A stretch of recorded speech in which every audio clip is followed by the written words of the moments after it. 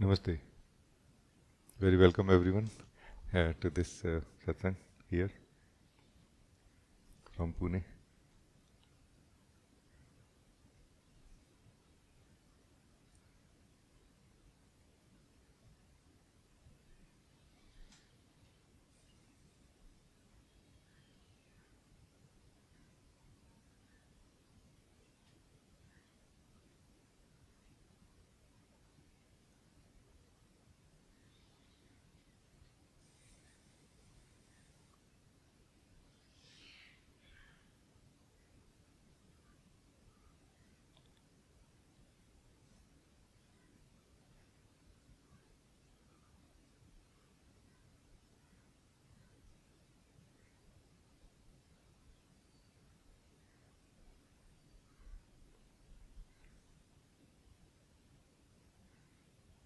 So let me again share some things hmm, which I feel may help us kind of come in alignment with truth and hmm, which may help us in getting maximum from this satsang also.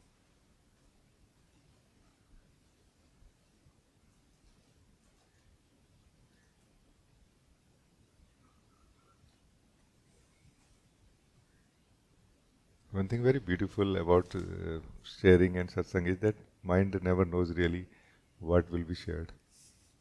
That's why mind can never be prepared. I just noticed.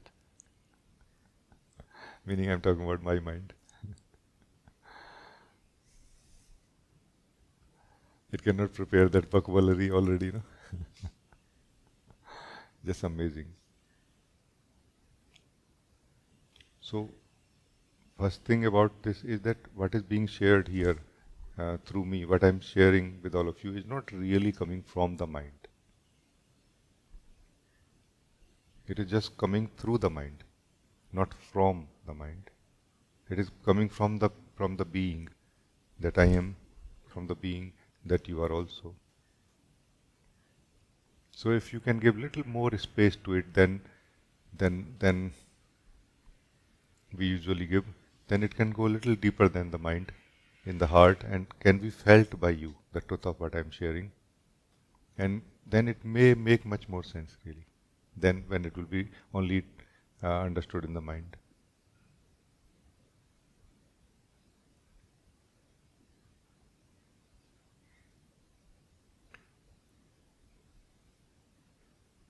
So, what is that really that we are trying to do in the spirituality? No? Because mostly, when I have asked this question, mostly we are not so clear. Like we are clear only up to some degree.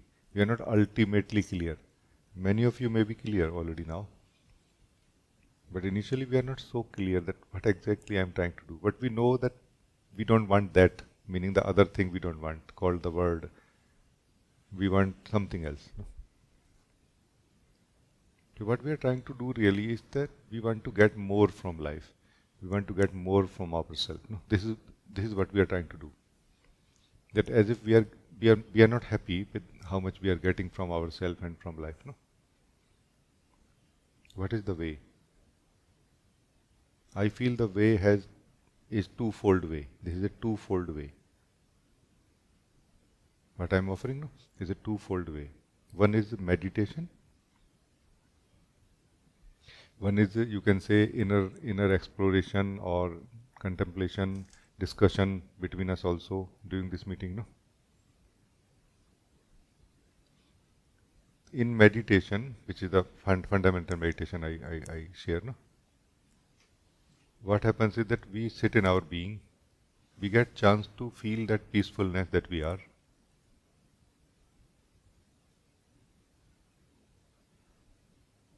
Then somehow we don't really attend those seemingly valid arguments which are present in the mind, or the evidence, or supporting thoughts for something that we want to do or we feel are right to do. We are more neutral and free now. We are more living from our wisdom of being now here, relatively more. And then we are in a better position to really look at our life, that how much more I want to get and what can be the way.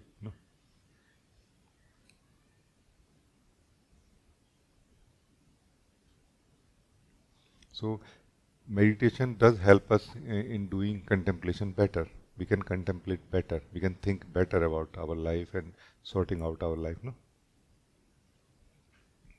And sorting out our life can also enable us uh, to see the importance of meditation.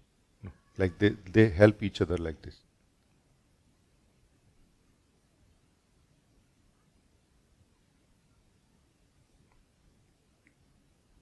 So this is the twofold approach. I feel we can. It's not really one or the other. It's both really, because we are going to think always in the daily life. We are going to think always in the spiritual life also. But in the spiritual life, we can think better. So thinking better, more managed, more central thinking or central, stable thinker is what is contemplation in one sense for me. No, you see, not scattered thinking, but more central thinking, and that helps also helps us also in sitting in our being and tasting the truth of who we are. And sitting in our own being through meditation also helps us in thinking more centrally, more stably. Our decisions are better, long lasting. The sense of repentance, sense of something going wrong and can go wrong is less and less. So like this, our life start becoming sorted out, more clean and clear. We do really what we want to do when we are happy with that. Mostly little bit correction needed, correction happens. No? So on one hand, the thinking process through which we are living, doing everything generally, is refined more and more, and our sense of lack, the sense of something like we want more in life, is also fulfilled through living the truth of who we are. Because tasting the being that we are is what brings fulfillment, a true contentment in the being. So both these twofold benefit is so much more for any being. And if we don't do, let's say, like this, what we will do? We will be kind of struggling that shall I contemplate or shall I meditate? Shall I do this method or shall I do that method? Or shall I go for spirituality or not yet? You know, spirituality as such is not really like ultimate thing. Like once you plug in or once you click a button, then you are in and you will never be out of it. Not really like this. For me, spirituality is not that kind of thing. It's a method, it's an approach, it's a path for living a better life in every way. No, but really living a better life in every way, not just thinking about it. So this is one thing, basics I wanted to say. And now let's think about satsang. What is satsang? Satsang is for those who have already sorted out all of this. They have done meditation, they have done enough contemplation, they have sorted out all of it, meaning they have sorted out their priorities. Now, for them, highest priority is living the truth, knowing the truth of who we are. Satsang is for them, directly, like directly. Meaning in this meeting, there is a component of satsang and there is a component of discussion also. No? So this discussion component is going to help in the contemplation and meditation, and satsang is going to help us in living the truth of who we are when it is clear to us, no? Like this. Even when we are not clear that I want to live the truth now, fully and forever, like even when we have not chosen the truth clearly, even then living the truth through satsang is very useful. It will help us in meditation and contemplation also. But please understand that it will not help us directly. Satsang will not help us making our mind processes more clear or thinking more clear. It will not directly help us. If we try to understand what is being shared during the satsang part of this meeting, we may feel confused. Because it's a different scale. Satsang is a different scale, please understand. The scale of contemplation is very small, really. The scale of satsang is much more universal, no? Like this. So they two don't match really. They may confuse each other. Like you may feel confused if, for example, you try to understand what is being shared in satsang through that method of measurement of the contemplating mind. You will not be able to understand well here what is being shared and why. And also the opposite, that if something being shared here, you can just directly ready-made take it into the contemplation and believe that to be true, is also not going to help. No, like that. Something hybrid need to be done. Like what we do in dhyan and satsang, how we do in dhyan and contemplation, meditation and contemplation, that can be seen now as one thing. We do similar to this. Like meditation helps in contemplation, in the similar way, satsang helps in meditation and contemplation, in that way, indirectly. But also give yourself chance to live the truth in satsang. Because we never know, maybe you are ready. But don't do contemplation right now. When the satsang part is happening, don't do meditation also right now. When satsang component is happening of this meeting. This is something which can help us getting the maximum from each meeting. Uh, yeah, with this, Rajee. So these were some basics. I thought it will help you. Thank you. Anybody can talk anything if you want. Yeah, Anna.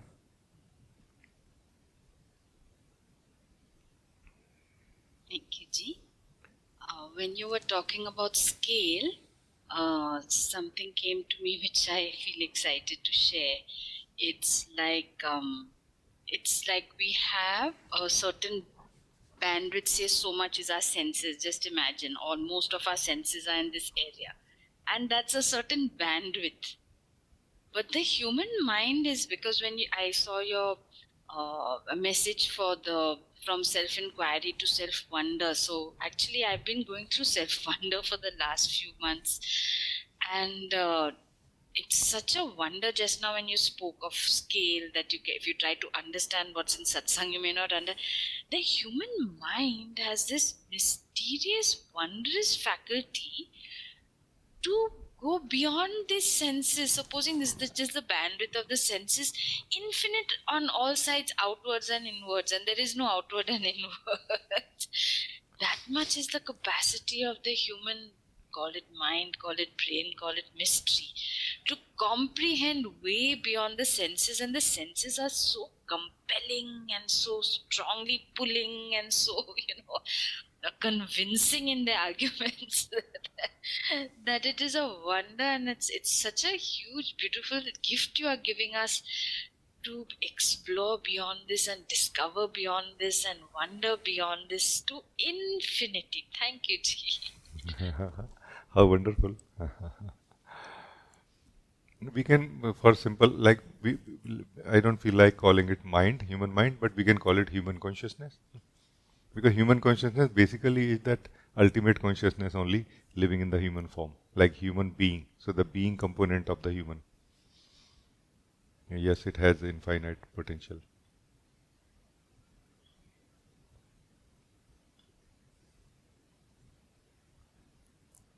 I also thought so that there are some of you who are living in this self wonder already, and this retreat may help you also.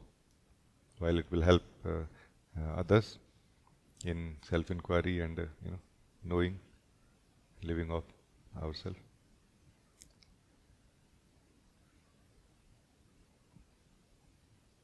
This is that range which I offer in a way. And even when we are ready, I'm offering this range. From awareness basically means that beginning, like refinement of the same tool that we have called awareness in daily life, and using it to now go into who we are. Then inquiring who we are, using the same tool, who I am. Then continuing with this same tool into the self, and leaving the self inquiry, the tool behind. then what remains? Only self and the wonder remains.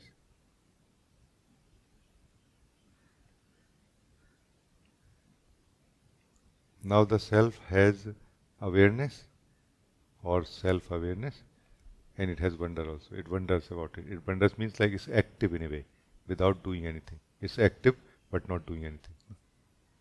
Internally it is wondering now.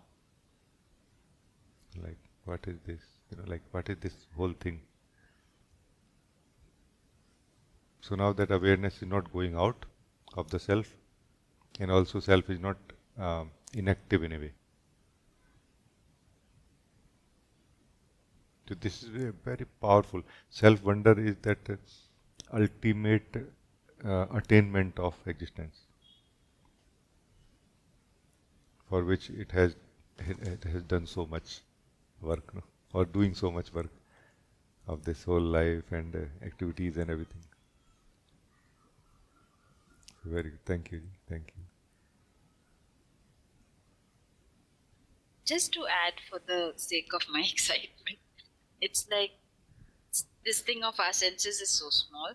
Then you have bats or this dog whistle where they can hear a little bit more. So that bandwidth, but it's still just a little more. Or if I'm eating food, I just don't understand this operating system with just from that little food how much is happening, how much is possible. Still, this is only small, and already it's so big. I understand this what you are saying. As you have started, waking up to the truth of who you are, this is your power. This is your power of your wisdom. That you somehow know the scales and their detailing rightly in the right proportion. Just amazing. I'm very happy, excited to hear this from you. You can now understand the importance why I continuously have been sharing that we need to be stable. Because do you think you can handle this much knowledge if you are not stable? Because it is a knowledge happening at many levels at the same time. You know, like you are knowing many things of many scales and many levels at the same time. Being stable is essential. It's not optional in the direction of awakening. Like it has to be the first step.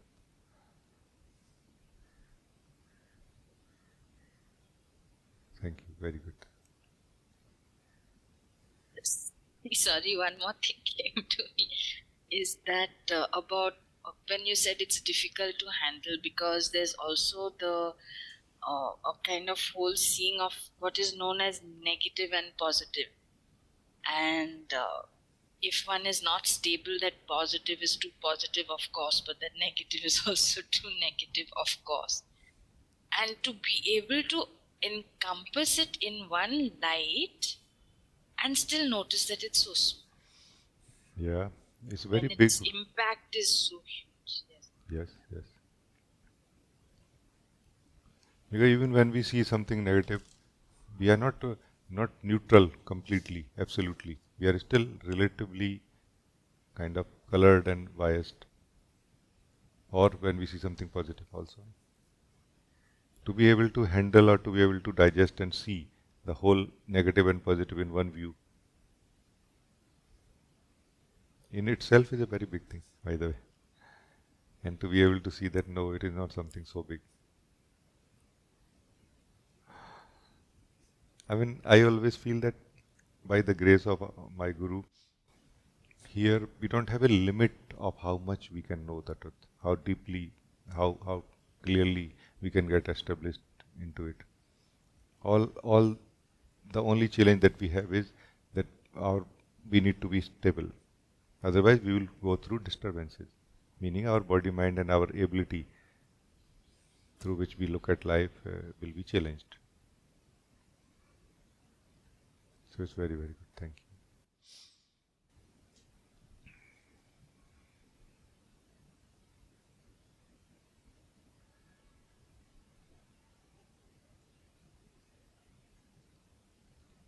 Thank you. Very, very good.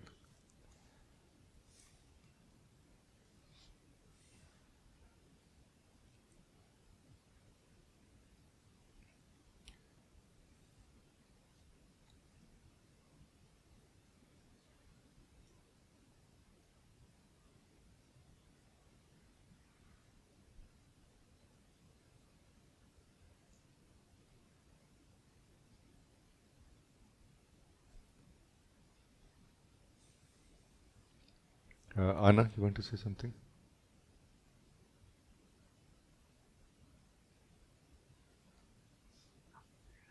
Namaste, Rajee. Namaste ji. I wanted to ask, or maybe if you can say a little bit more about heart and the openness of the heart. Because like I have to say, this surrender and the openness of the heart, I've been kind of looking down on it in my life. Like if I speak from the mind, it was always looked down on people who like go crazy in love, or yes. But when I speak about the openness of the heart, I mean like the surrender to this, and like this no fear of unknown and so on. Like how does that happen? Because it cannot happen on with any action, or we cannot do more of something, or if you know what I mean. And I have to say, like, I'm going through some pain, like physical pain, and also this pain of not being open in the heart. I know that I love my daughter, I know I love you, I know I love Guruji, but what I love is what you represent, and the awareness and your wisdom, and you know. But I'm speaking about this non-voluntary openness of the heart, and like if you can say a little bit more about it. Yeah. Thank you.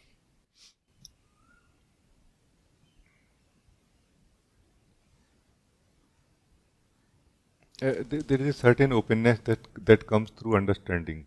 Like as our understanding of the mind grows, then we see that hey, it's all right to put my uh, be- costly expensive laptop in the overhead cabin of the aeroplane. Nobody is going to steal it. You know. Until then, we are going to be worried about it, and every now and then, you know, we are going to keep looking at it. Like, will you stand up? Hey, can I check? Is still there? No, because it is first time. Let's say we are traveling in the aeroplane. Then our mind will open up. Ah, it's like it has adjusted to it, or it has accommodated the circumstances like this. Then this is called openness or not? Very small, very simple example, but this is what grows more and more and more. So the openness of the mind basically is establishment or stability of the mind into the reality more and more. So it opens up like this. But through the mind we think. We don't live through the mind. The soul does not live through the mind. It only thinks through it, sees through it. It decides everything through the mind, but it never lives through it. Anything. It lives through what you are calling heart. So heart is not really so much of a place. It is the place of being, from where it eats, drinks, tastes anything given by life in life. No? Because this is where it allows itself to be itself. For the experiencer to experience, it needs to allow itself to be the experiencer in its natural state, like relaxed state. Let's say in our offices, when we are like doing some too stressful work. I have been in this kind of work also myself. Then you cannot even eat food. You cannot do lunch even. So for that you need to break it in some way, like take some coffee or something, take a walk or something. So heart is that relaxed state of being where it can eat, it can taste life. No? Now, openness of the heart basically is the openness of the being only. Heart is as much open as the being is open. No? From where it comes? It actually comes from direct experience of truth, and when it's the wisdom of the being start more waking up. No?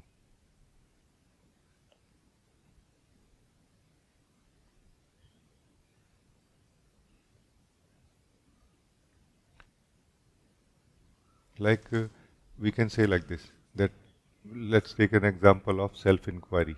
No? When we do self-inquiry, we do it through the mind. That mind which is open enough for the aeroplane, overhead cabin, expensive laptop, and many things like this now. But it's not open to ask the question who I am. Like like it's like outbound only at that time, and it need to be inbound a little bit now. It has to turn inward in a little bit now, which takes a long time, sometime, and it's a lot of a struggle. Like why I have to check who I am? Why I cannot just check everything else that I can see, that I'm looking at right now? I can see it more minutely. No, we see like this. So that struggle goes on, but improvement happened at some point. Like we come to this clarity that actually all the thoughts through self-inquiry, we are going to come to this clarity that all the thoughts are really in a way in one basket, and I'm in another, the thinker of it. Like we become unified in a way. We become clear that all the thoughts, all the thought processes, all the memories, all the projections in the future are in one basket called mind. I am the thinker of them in another basket. No. So this has been an attainment now. But it is only in relation to the thoughts and feelings and the imprisonment in which we were before that. Still, it is not openness of the heart. No? But openness of the mind makes the being that you are free from mind. Free from mind also is free for living the truth of who you are and life. As you, the being, start living the truth of who you are and of life, this is from where actually openness comes. Real openness comes of the heart. At the heart level, at the living level, heart means at the living level, at the level from where we live the reality, we become more open. That I can live more of the reality because mind has been exposed now as ultimately the thoughts only, and I am the thinker of them. How does it matter what kind of thought it is? What matters, however, now is that I live the reality more. So this is from where actually the openness of the heart comes in the technical sense, in the detailing of technical details of it.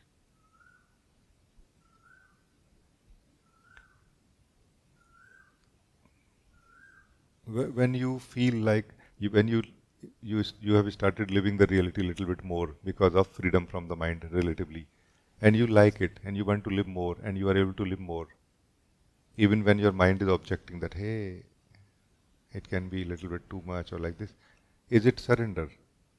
I would say it is just wisely choosing. So if wisely choosing is surrender, maybe. So like you, I have also never understood truly the relevance of surrender in a way. There must be for sure a relevance of it for many beings, but I feel why we should not see more clearly, why we should blindly do something like surrender, let's say. No, when we are shivering, oh my God, I cannot let go. No, even when let's say we are doing bungee jumping, we have chosen, we have paid, and we are shivering like this. Is it surrender? Not really. It's a choice, not surrender. When you let go, is it surrender? Not really. It's a choice you are making. You can still go back. If you really shout very strongly, I don't want to do this. Get me out of here. They will get you out of here. Even if you have paid, they will say just money will not be returned. And you will say, I'm fine with that. Let me get out of here. So I don't myself kind of, support, or you can say, uh, recommend this vague idea of surrender. So at this level, it is like this, living the reality more and more. No? There is one more level of openness that happens at the level of being. what happens is that at some point when we start living enough reality of life, we start sensing that what I think I am is not really what I am.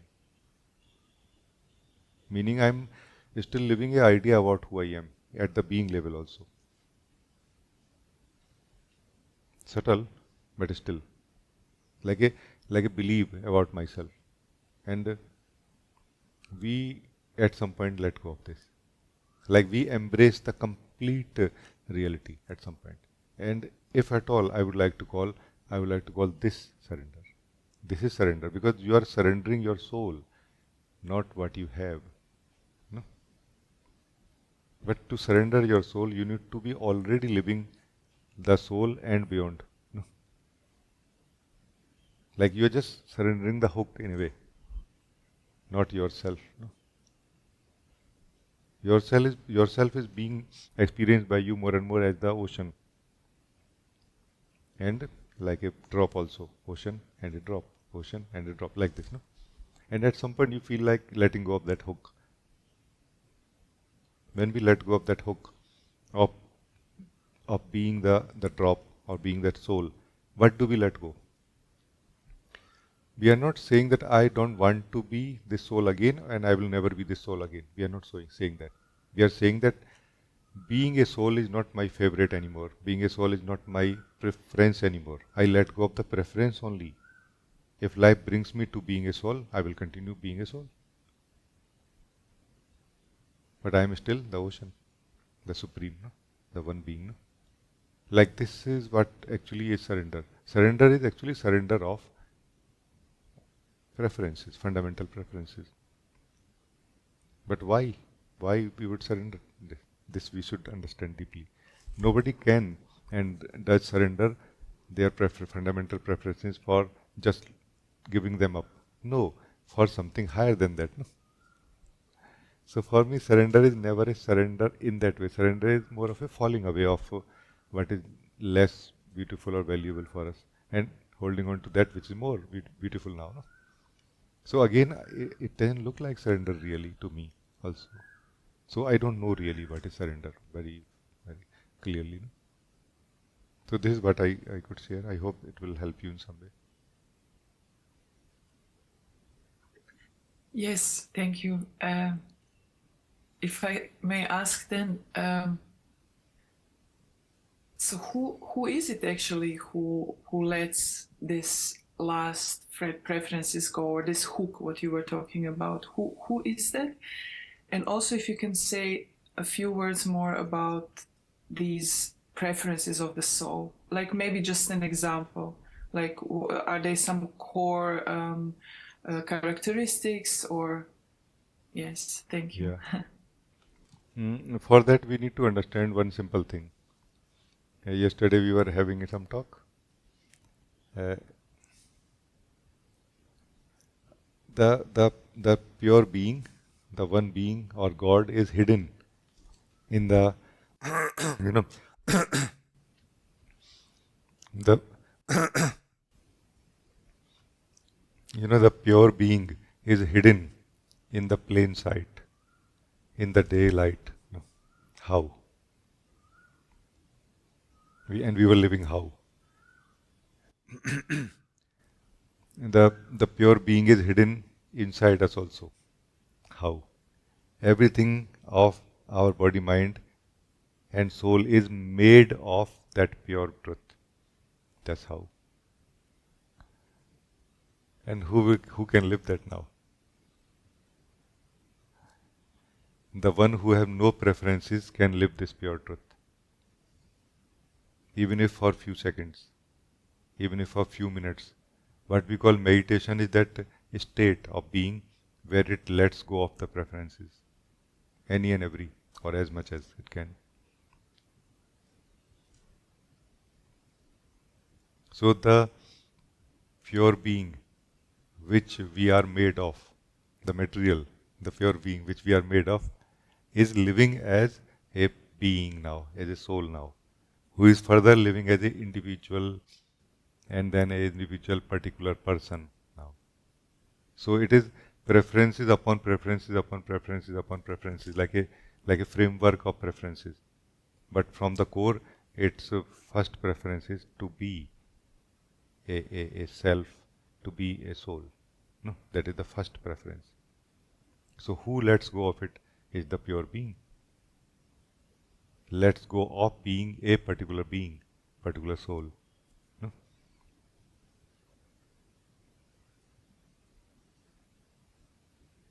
Then what remains? It still remains as the being.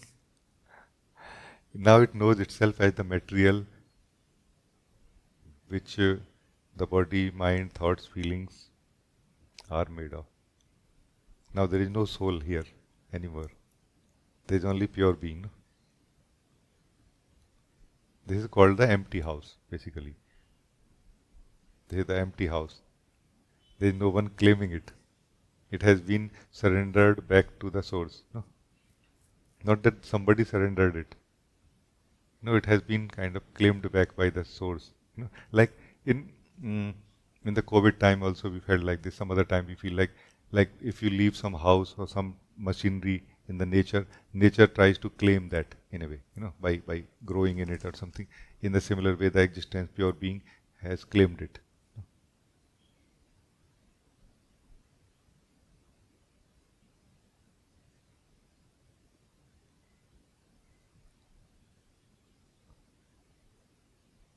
And what remains now? Actually, at the body-mind level, preferences still remain. The structure of body-mind, thoughts, feelings still remains. And to the other, from the outside, who are in whom that identification is still playing, will look like a person. Some person is living here. Hey, some person is doing something here. That's why great beings have said like this, that people say that you say you are not doing anything, but you do so many things since morning till night. They say, no, I don't. It is just the body doing it. Like the remaining destiny of the body and human nature is doing it. They say like this.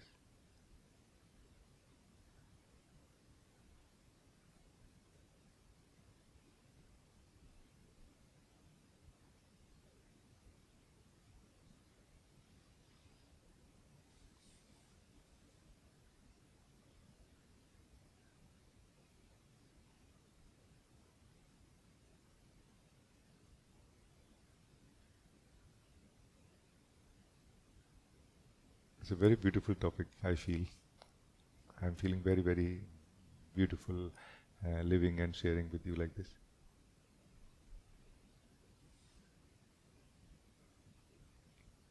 Thank you very much. It's very clear. It is not this kind of a hook. It is just like this. It goes just retract. That the hook actually just retracts. Yeah, it's. I'm just a bit sad because it feels like that not many people live from the heart, regardless of how good people they are, like good persons, good people, you know. I feel it is also about the definition. No? Definition of heart also. No? Because the definition of heart here that we are using is different, really. No?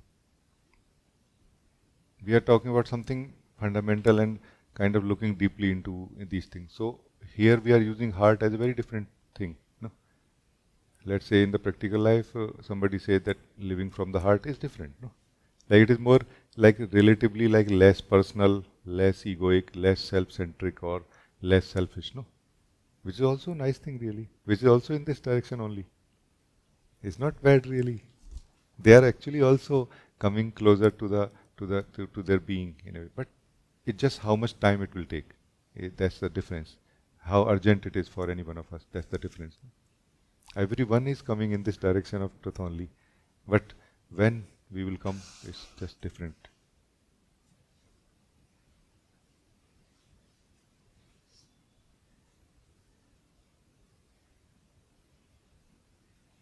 Uh, I want to share with you what is the real treasure of life.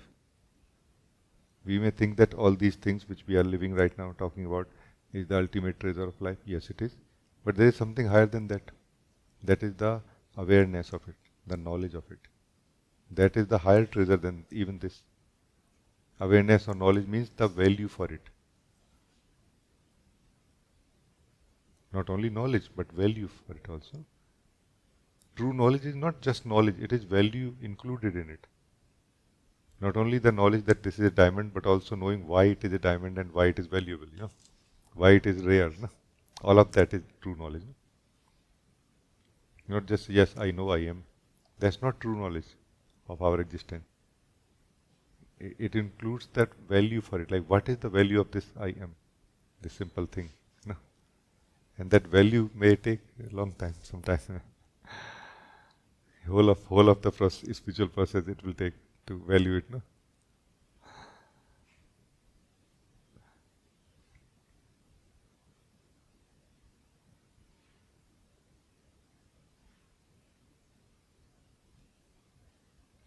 Thank you. Very, very good.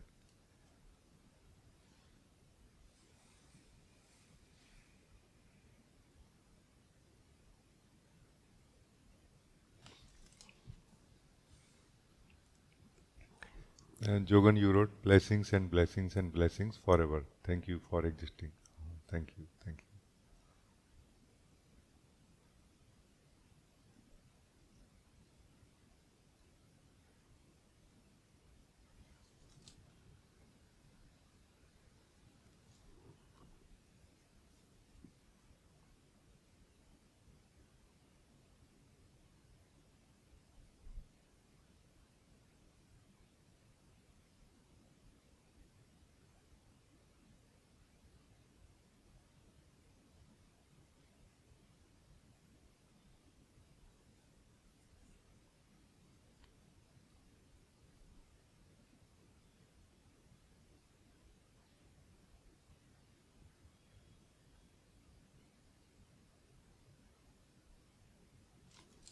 There are certain things also which we are going to notice slowly.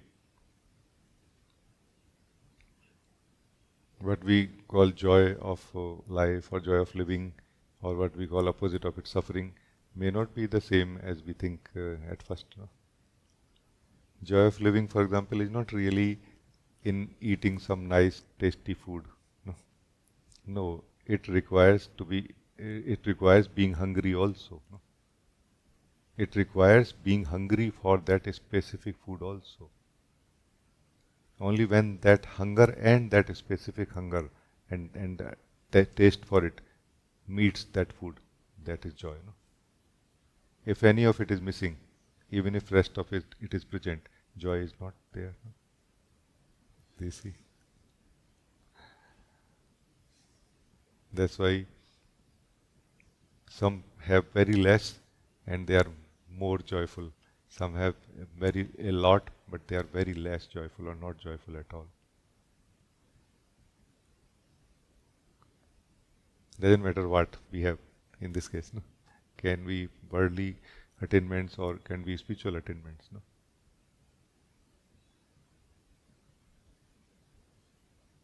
When the thirst meets the water, that is joy. No?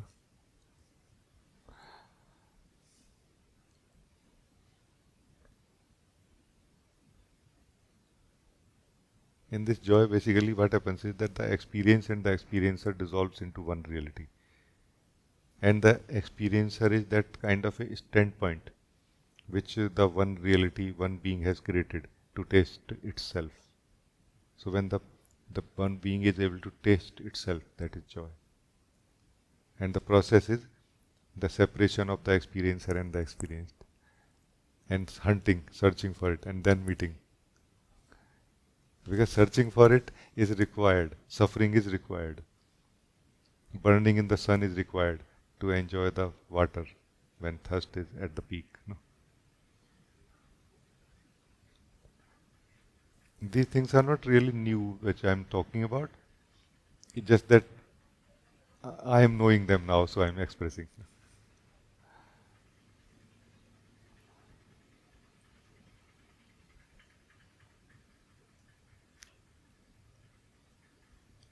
So thank you. Dharma, you want to say something? Namaste, dear. Namaste. Can you hear me well? Yeah, I can. Um, so in the beginning, mentioned the different components, like discussion and meditation and satsang. So I wanted to talk about the satsang element. Is that this undercurrent um, of these meetings that invites us to be just who we are, like how because meditation and the discussion part is kind of clear, no? When certain discussion is happening and or a guided meditation is happening. So satsang part, I wanted to clarify. Is that this invitation to be just be who we are? Is that the satsang element, or how do we? Can you say please more about that? Yes, you are right. Satsang has not only a active part of it, it has a passive aspect of it also. That passive aspect is what you are talking about. That actually, as soon as we come together, like we, whether we know it or not clearly, we actually accept ourselves to be in a certain state of being or with a certain intention of being to live the truth. That basically enables us immediately to live the truth, regardless of what we are doing now.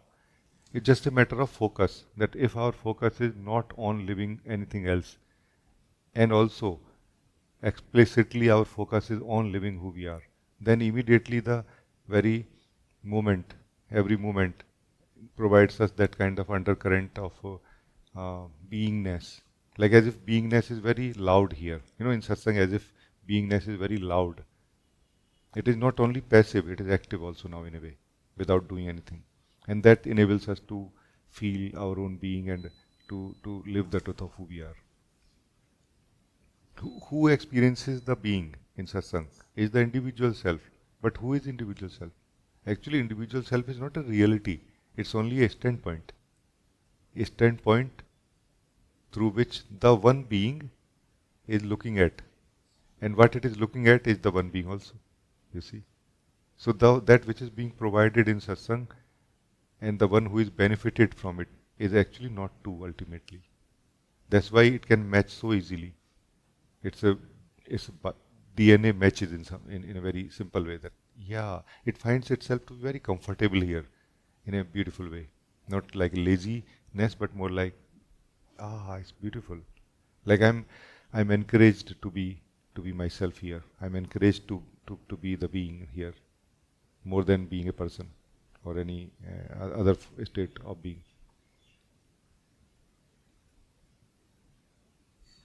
It is normally known by us, for especially in the India, I feel that whenever a free being living as itself, it kind of provides or creates like a environment is created around it. That vibration is created around it of encouragement for everyone to live as the being also internally without even talking about it. So I think this is what you are talking about, and you are right.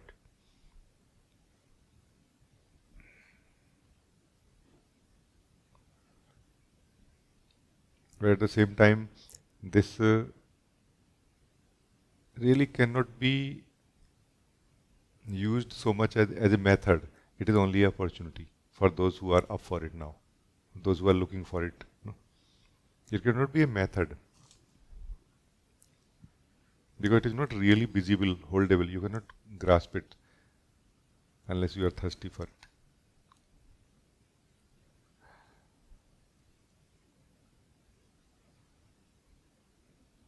Like when you know you don't want anything else, only this, then you very clearly know that it is available here.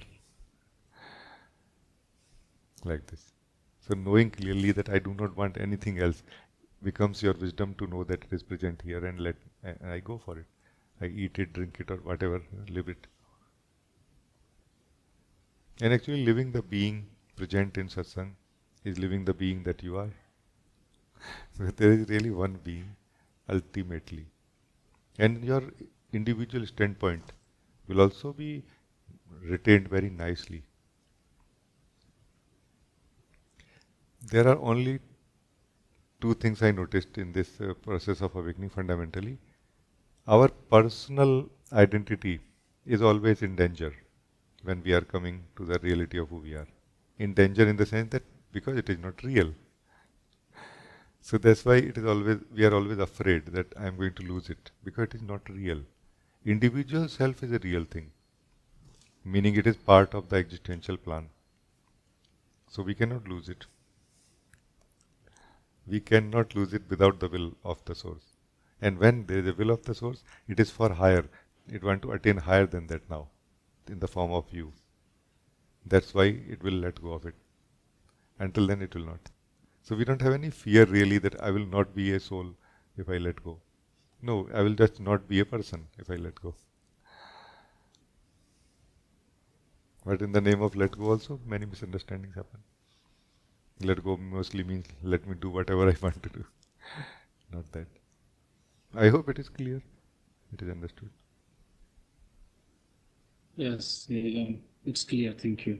But I wanted to say one thing. Like sometimes we come and strongly attached to personal standpoint, somehow not able to let go, even in the satsang environment. So I suppose then we are missing the satsang in those times, I guess. Yes, it is true. I always feel that because you are such a wise being and you are bringing everything inside of your inside into your own light of seeing, no, that we should think of some solutions always, no. I always feel like this. So there should be some solution for this also, so that even if let's say you don't get the maximum, at least you get something, no? Like this. Because what happens is sometimes we are like in a locked state. Let's say we are in the locked state of a person remaining as a person throughout the satsang, but so we cannot really feel that beingness which we wanted to. But still there is something possible, that is being aware. This being aware is something in between, you can say. So it can be utilized like this opportunity can be utilized to to be comfortably aware that I am living as a person right now, not fighting, struggling with it like like because that is basically the real person state. The inner conflict is what is the real person state. Otherwise, there is just a flavor of being a person, attachment to it, interest in it, maybe, and within the light of awareness, in the light of awareness, it's all right. Like it's fine to be comfortably in that way, and that will highlight that if there is something I can do or something I cannot do about it. If I can do something, I will do and will become free from it for this period of satsang. If I cannot do anything about it, I will become relaxed. No? I can do something means like as if we are holding on to something. It will be highlighted. We will let go of it. And if not, we are fine also. So in this, for example, I feel can help. Yes, thank you. Very helpful. Thank you. Thank you. I'm missing you in Rishikesh, by the way. Thank you, beloved.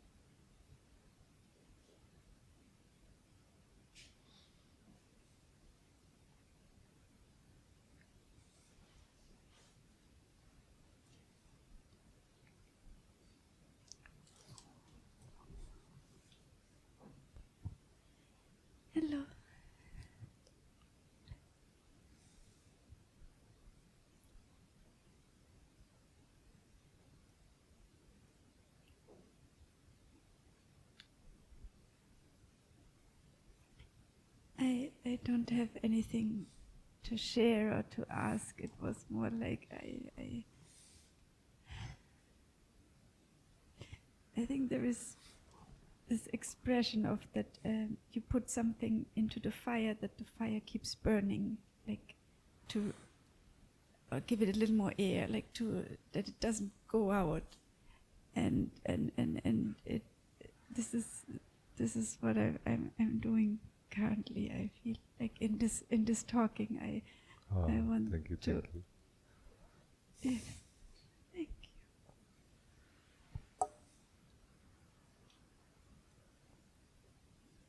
you.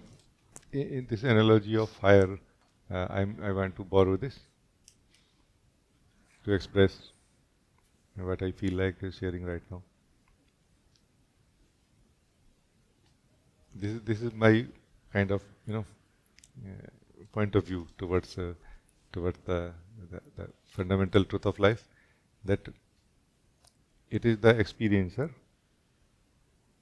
having many clothes and many forms, many layers around it. It is experiencing, while it is trying to make sure to save itself. Then some experiences are so intense and powerful that it is ready to let go of some of its clothes or some of its layers temporarily. Then some experiences are even more beautiful and powerful than this, that it is ready to let go of even some layers permanently. And in a way, the weight of the experiencer becomes lighter now. Like as solid it was before, it may not remain that solid now anymore. But there is a beautiful thing about it, that not only it is able to deeply experience what it wanted to experience in life now because of less layers, less weight, less heaviness of the experiencer, but also it starts sensing its own truth also, without any additional effort in the same go. Then as the experiencer start experiencing its essential nature, as if some different uh, longing wakes up in it for experiencing something like life differently in a way. Then it is ready to let go of more layers because it wants to experience more purely the same life.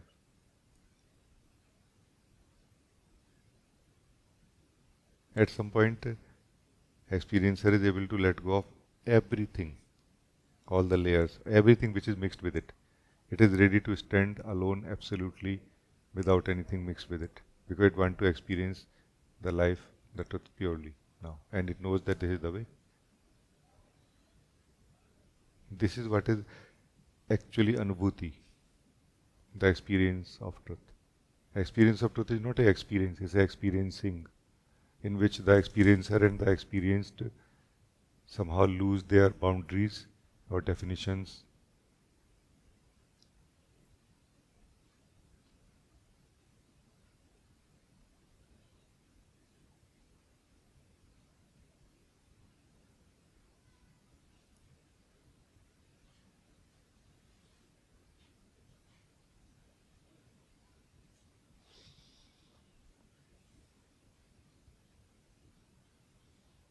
The one who comes to live the truth is not the same one who lives the truth.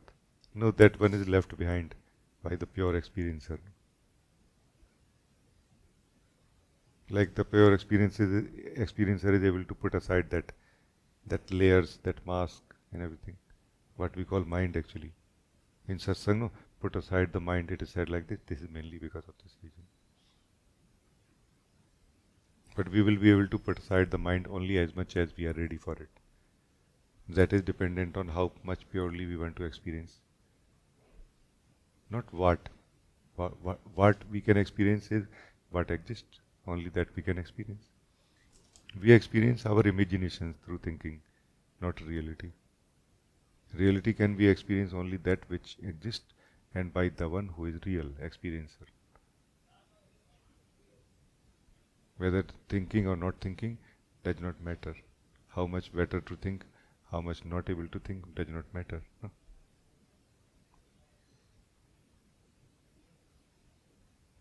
Experiencer exists, experience exists. It is experiencing itself. It like this experience, no like this. So this is the story of experience and experiencer. I thought I will share with you. So it is just holding on to its identity, its layers, while trying to experience the maximum. As if a negotiation is going on in this whole story. Continuously, a negotiation is going on. No? That how much you let go of the layers for experiencing more deeply than before. No? This is the cost of the deeper experiencing, more profound experiencing. No?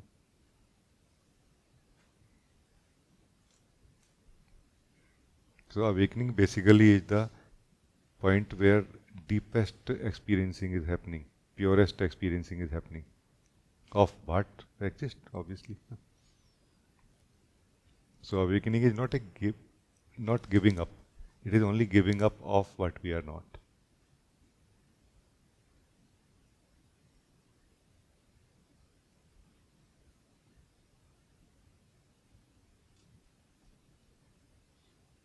So thank you. Very, very nice.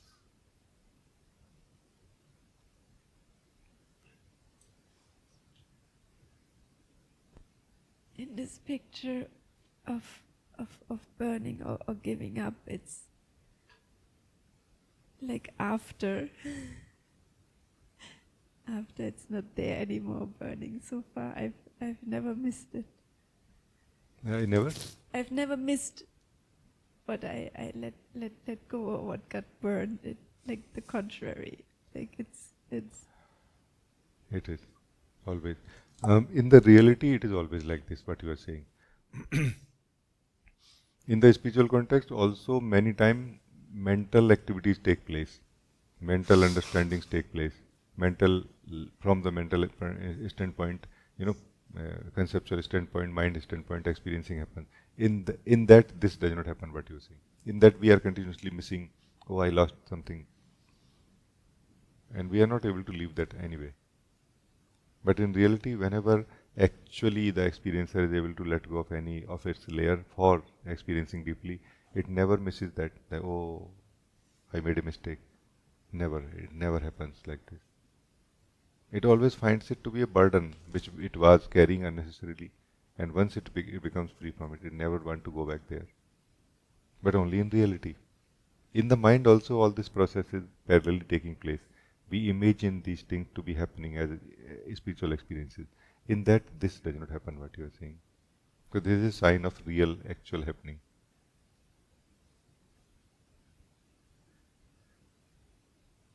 Very nice. Thank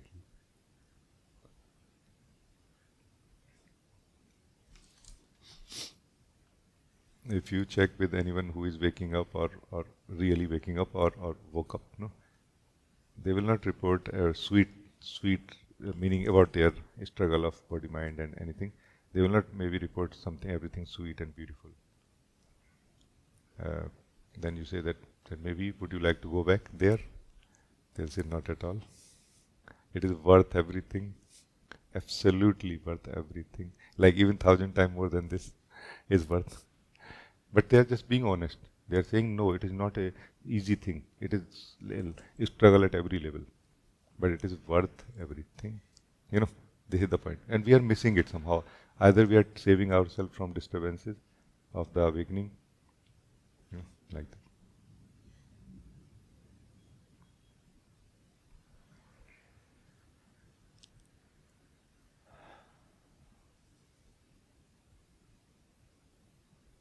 When the construct of the individual self breaks a little bit, into the being still remains. No? What was constituting the individual? The material, that base principle still remains. No? Then who suffers? Nobody suffers in it. But if it is mental only, if it is a mental journey, then a lot of suffering happens. That's why whenever the being breaks into more smaller, more subtler space of being, state of being, it just feels more joyful, more blissful. Who will complain about anything lost? Who will complain? Only when we are doing this whole journey in the mind only, then we have confusions that if I let go of this, will I get that? We are negotiating and discussing it.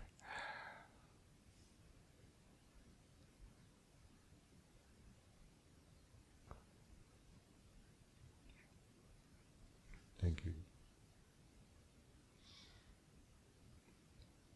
Ekta, you want to say something?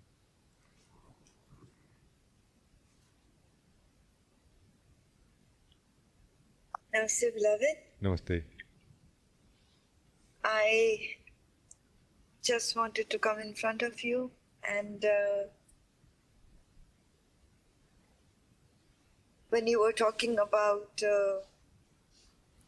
leaving Rishikesh and also telling that Pune is also something very special, I could totally resonate with it. The feeling of the satsang hall, just the wash off and just entering in it. It's. I feel what I really felt was it is you and your presence. That came to Rishikesh, and it's you and your presence that's coming to Pune. So it is just something that I felt that I feel. Even if we are sitting at Ganga Ghat having a cup of tea, or if we are sitting in Yogi Tree having a cup of tea, but the cup of tea is with you and you are having chai. So I just had that feeling and I just wanted to bring it to you. Thank you, thank you. I please allow me to say a similar thing to you. It's you, no, your presence. No? Because who are you? I tried my best to find out a person in you, a individual self also in you. I could not. All I found was my being, the same being. No? I'm just trying to show you in a way or live with you together, like a practical, not a theory, no? Like actual, not just a philosophy, no? It's you. No? It's you being present here. Is that magic? No?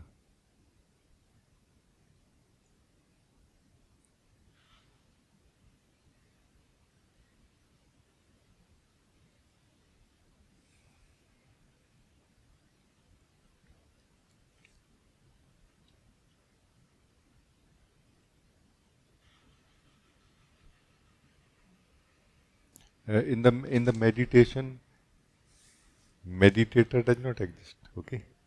In the meditation, if meditator exists, it is not meditation yet. No. The one who is doing, if exists, meditation is not happening yet. No. Only when the being remains, who is not doing anything. This is meditation. No. You see. As long as the meditator remains, meditation has not started yet. No? It is trying. Meditator is only trying, has not succeeded yet. No, like that.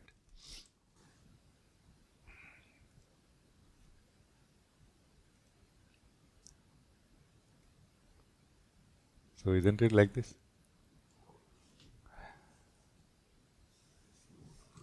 So succeed with me in meditation, then this statement does not really um,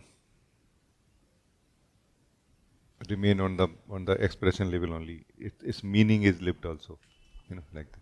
But I do understand what you are saying. Thank you. I mean, as you will become more sharp, you will be actually able to see what is helping me in life and what is not.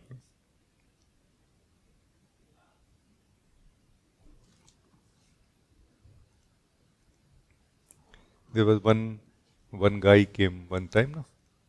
somewhere, no? Who was some kind of help uh, in Guruji's presence, no? And we were also there, and he was helping us in the body level, no? Pain or something, no? Like back pain or something like this.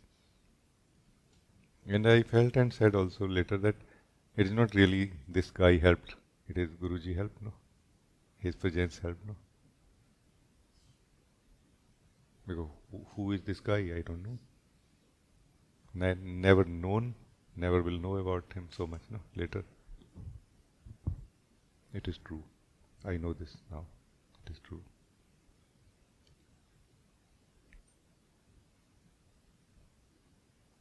But this is again a outlook from love, maybe. No?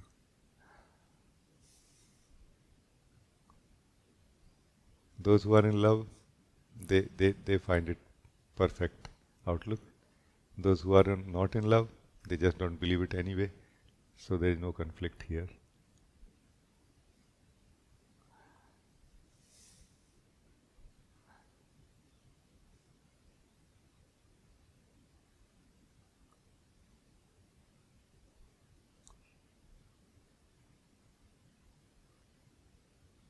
Belief is a tool used sometime. Trust is, like belief is a tool also used sometime. And I'm not really talking about that. And I don't use this as a tool ever. But otherwise, it's not really useful apart from that.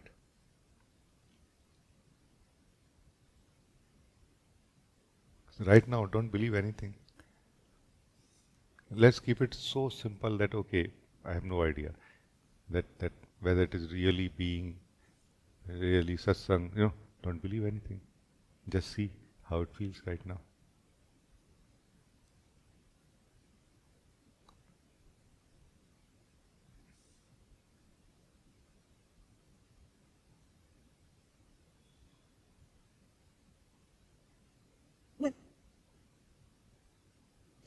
It just it feels more like there is no separation, as if you are just it's just a full circle. Yes.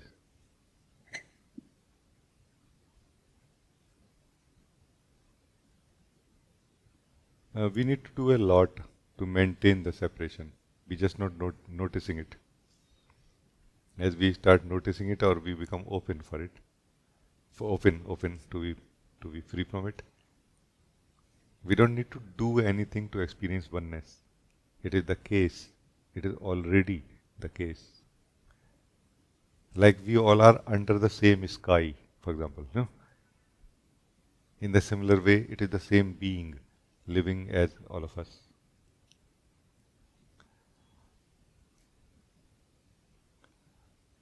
And it is such a blissful thing to live. It is such a blessing to know.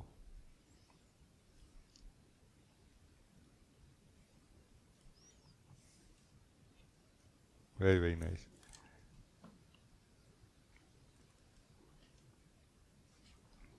Very good, very good. Thank you.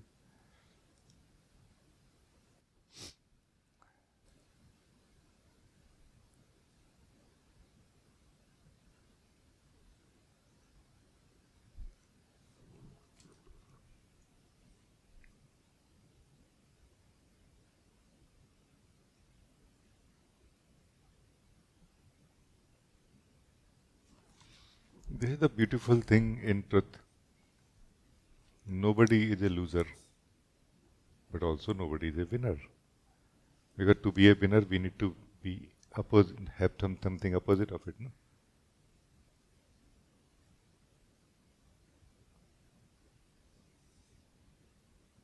It's not a, it's not a context of winning or contest of winning or losing. No,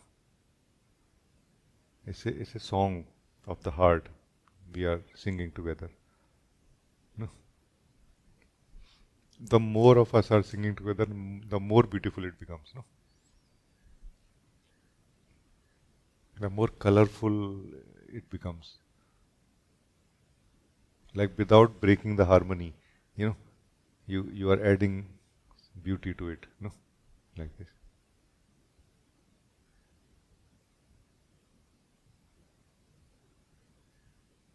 Yes, beautiful. Thank you. Very, very good. God bless you.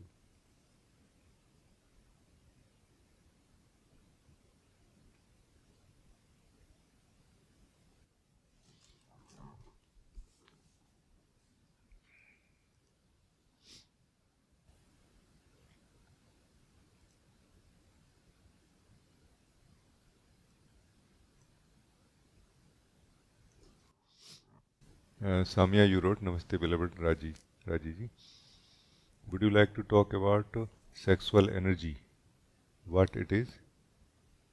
For 2 months, I am in an ashram and doing nothing but full sadhana and support.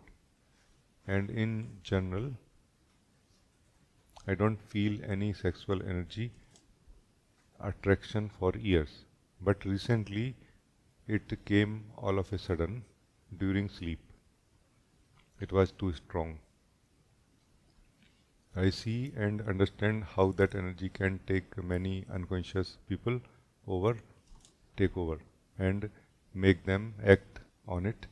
Its coming means that it was dormant, or can it come spontaneously?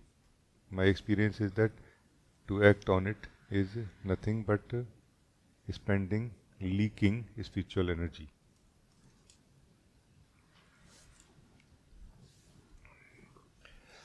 Actually, as such, there is no such thing as sexual energy. There is just one type of energy. Even it is not true that we have normal energy and kundalini energy also. It's not true. Maybe it's a way of defining things, it's a way of categorizing things, but ultimately there is only one type of energy, life energy. When we do anything, we do this thing through the life energy. Either the life energy flowing through a routine, a pattern already present in the system of body mind, or it is created, the energy is created by the conscious, self-conscious being that you are. When you, the self-conscious being, does something, it creates energy. Like, in a way, it kind of creates a new pattern. Maybe it will not survive for long, but at the moment, you are creating your own way. The conscious, self-conscious being creates a way also many times, and it chooses to live in the preset, like already present way also. No, but in both the cases, somehow the energy is not old really, for a being who is self-aware. Even if it is old, it gets transformed into new. So this is energy basically, first of all.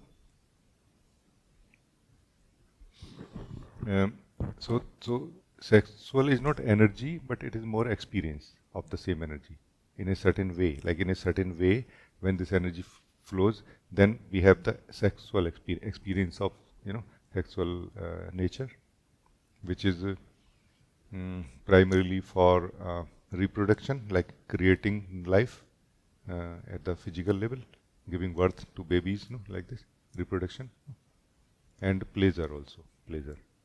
Pleasure is basically the taste of this energy at the physical level. Like tasting this energy at the physical level is what is pleasure part of the sexual experience. Reproduction is the plan of the existence and nature. No.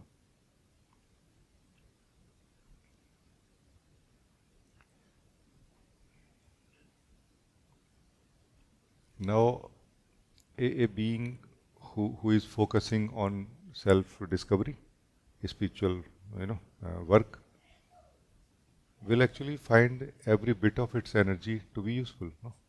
Not to be spent anywhere else. No? And we will conserve all the energy into knowing. It's like we will spend our energy in knowing who we are, not in just experiencing a pleasure, for example, generally speaking.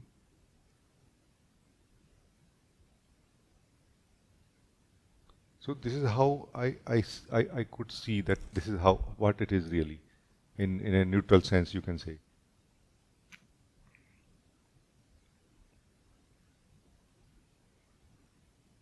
But there are some cases, for example, let's say you are feeling very hungry, And there are a certain type of disciplines in the spirituality also where we choose to be hungry, for example, for a long time.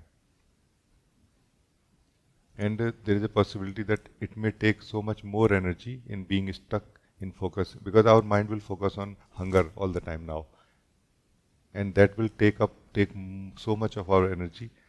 Then we could just go and eat, no, and be free from it, no. So it is really a very subjective thing in each seeker. Each seeker has to be wise enough to see what I should act on, and what I should refrain from acting on or touching, no, like this. Because the goal should be to remain free, to contain as much energy as we can have, which is not going to be the same way for everyone. The goal should be same, but the way may not be same for everyone. No? The goal should be to have all the energy, as much energy as we can have for ourselves, for the discovery of truth, no, in the whole day. Not like at the end of some goal or something, but every day. No?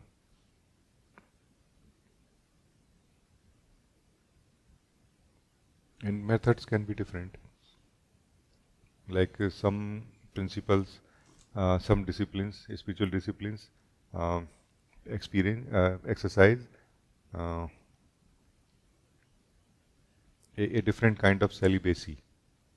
This celibacy is not totally not indulging in sexual activity, but it is to not think about it or indulge in it in any way in the mind or feelings until a actual natural urge comes inside, and then getting in and indulging into it and getting out of it now, like this. And then again not in it at all, in the thoughts and feelings, is another way also. Like different people have different approaches.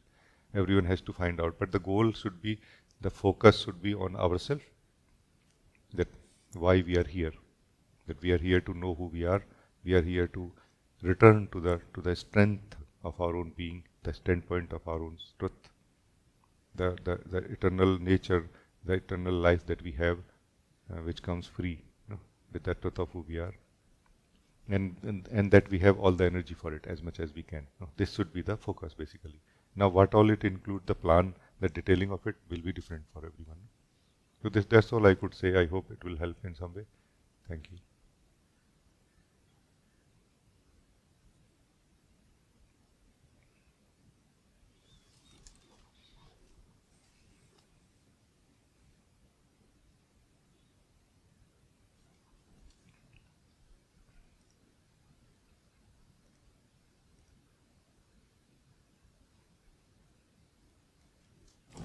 Mila, you want to say something? Yes, Rajee, I feel that we are in such a beautiful state, and there is not so much mind here, and not so much feelings here. So I feel very open and ready to explore who I am truly, and would like to invite you to guide me for this, if possible. Oh, very beautiful. Because you are already immediately here now. There will be many things which your mind as a memory, in the memory, will report that they exist, but they don't exist now, here, right now. Many things actually don't exist in this intensity of present moment. They only exist in that less intense light of mind, where we live in the past and future and little bit in present. No? So that intensity of light also decides what all is present or is experienced by us. So allow yourself to be in this light of present moment right now, and ignore the anything that mind may report to exist here. You directly and only directly examine and verify whether something exists here or not through the mind.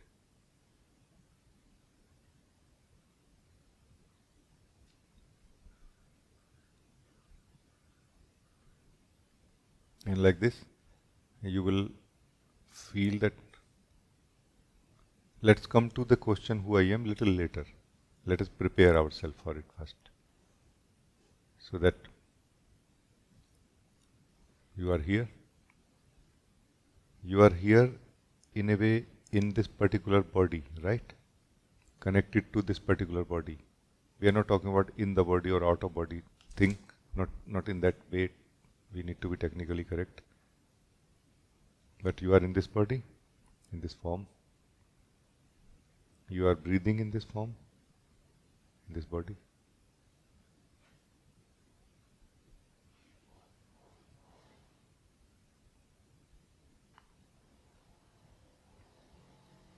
Now, how much you are available for yourself, that much you can inquire who I am. No? It is not going to be a self-inquiry, please understand. It will not be really questioning. It will be self-wonder. We will live the truth of who you are. You will live the truth of who you are.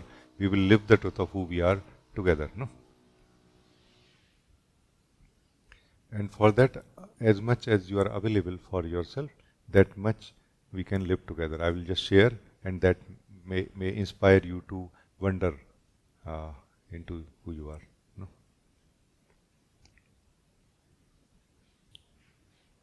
So body does not really need your support. It is functioning well by itself. It is sitting nicely on the chair. No?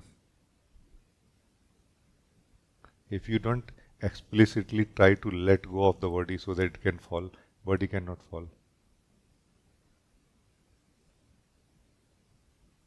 Allow your body and its consciousness to take care of the body. No?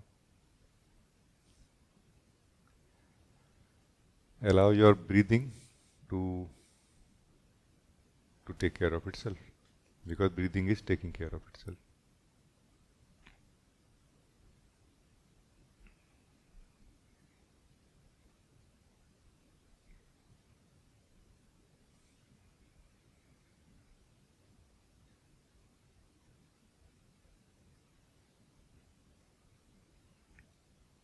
So now you are not doing anything about the body, and you are not doing anything about the breathing.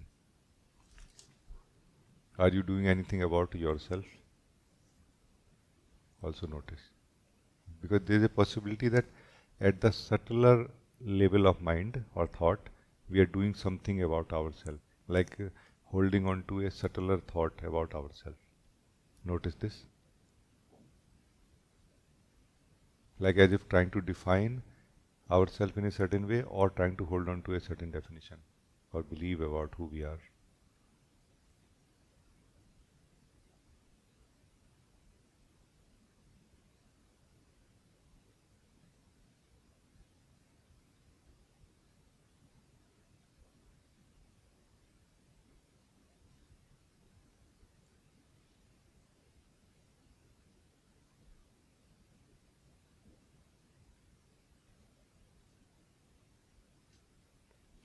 As soon as this belief or the subtle notion is highlighted, and we have become free from it, do you notice that how it is as if the light is falling onto light? Like the joy is falling onto joy, the truth is falling onto truth, like this it is felt. Here there is no one asking the question who I am. The one who exists is knowing who I am without any activity, just the wonder.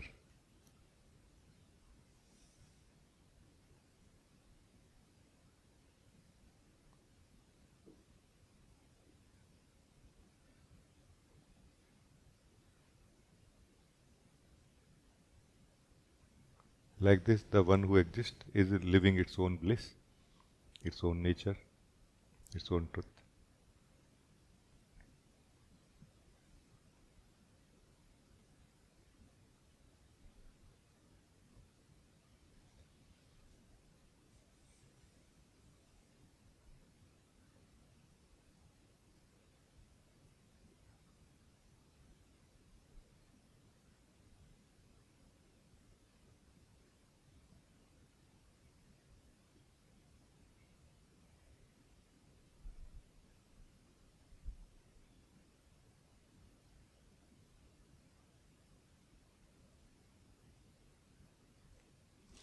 So this is what is living in the self wonder or bliss of being.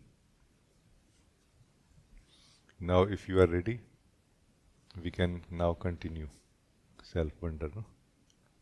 Or in a way, now let us now try to feel the body, physical body and breath, just a little bit, so that it can give us a contrast. Then we will try to question that what is this body and who is moving it? No, who is taking care of this body? You know, feel this body right now. Who is taking care of this body right now? What is my relation with this body? Who I am in relation to the body, and what body is in relation to me, myself. Again, only wonder, no questioning, no mind, no thinking, just wonder. Just living the truth. Wonder basically, through wonder we live the truth directly, without thinking about it. No? So we are living the truth without thinking about it.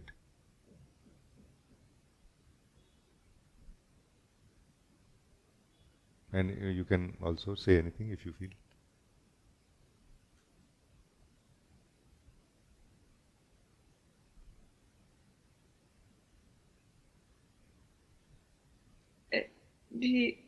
It is.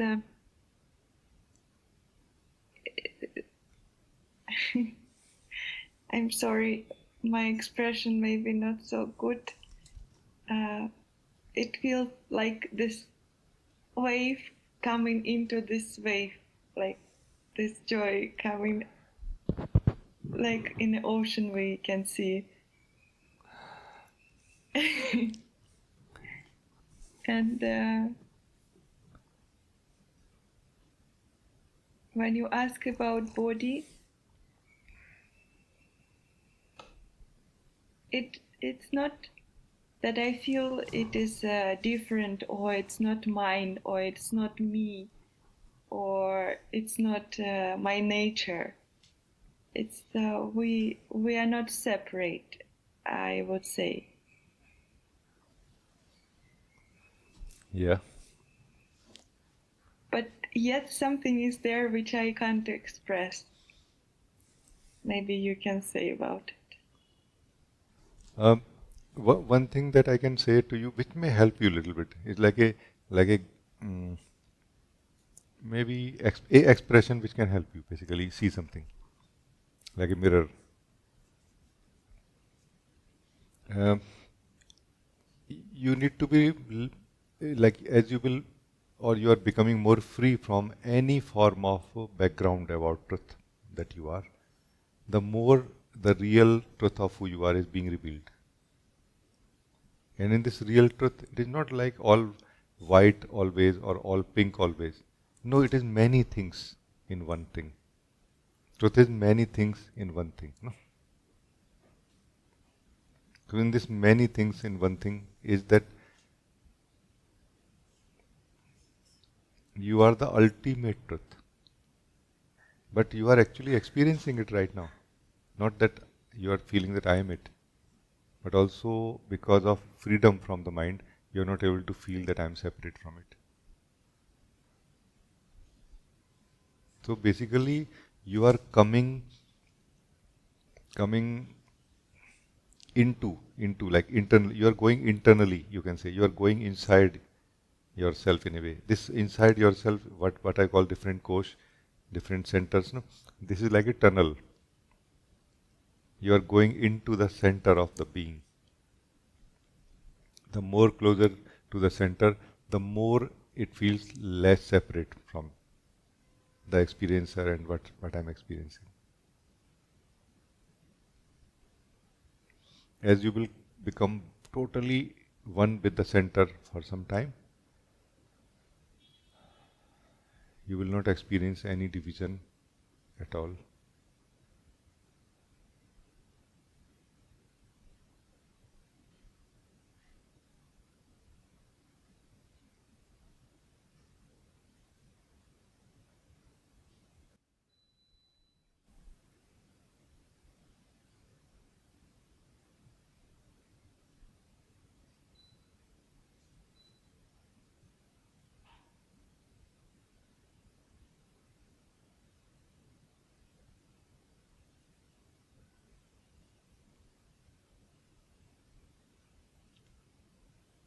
And this oneness, this experience of one being, is what we know as samadhi.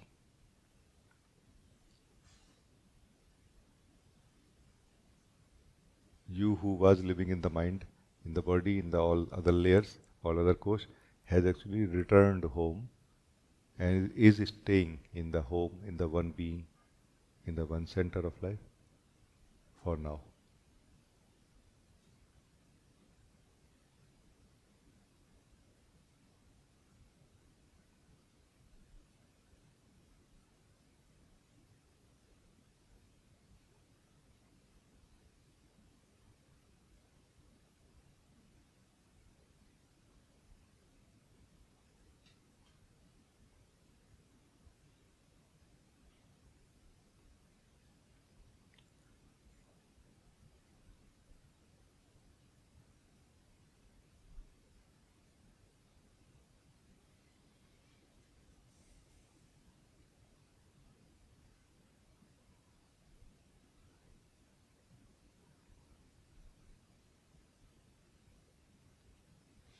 And then, as you will open your eyes towards the body mind again, meaning as you will come out of the pure center of being into the individual center, individual point of view, or individuality, you can say, you will have this sense of memory that I had the experience of complete truth, but not in a conventional way. This memory cannot be removed because it is not in the mind, it is beyond mind. And this memory is going to so easily pull you back into the center as many times as you want to.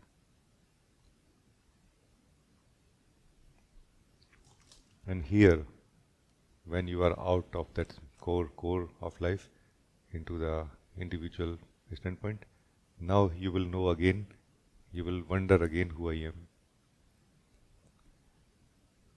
And it's going to be a beautiful, beautiful exploration and revelation.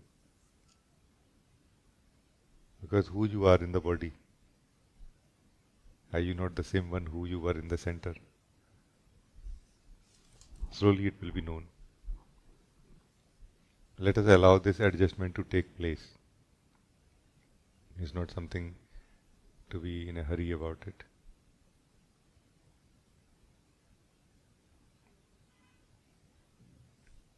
Say anything in between whenever you feel.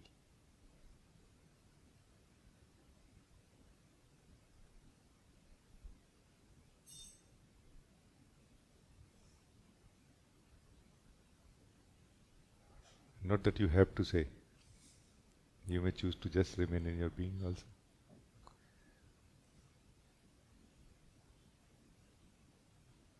Gee, I can't say anything. Thank you so much. Thank you.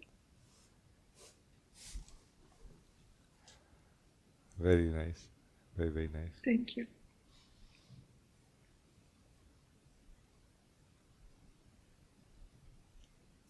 As a result, Mila, what will happen is that all form of confusions, all form of conflicts also inside us will slowly disappear. We don't have to work on them. They will just simply, slowly disappear. They will leave behind only that one unity and one harmonious wholeness at the body-mind level, where working on some particular practical life aspect is not against being who you are now anymore. It is enhancing it, it is supporting it now. You are just one being.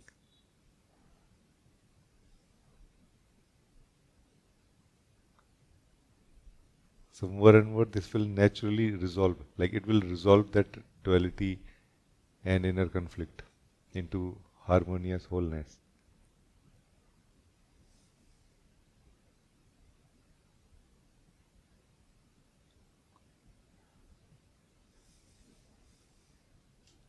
Thank you. Thank you. Very, very nice. It was amazing to explore this with you. Thank you, beloved.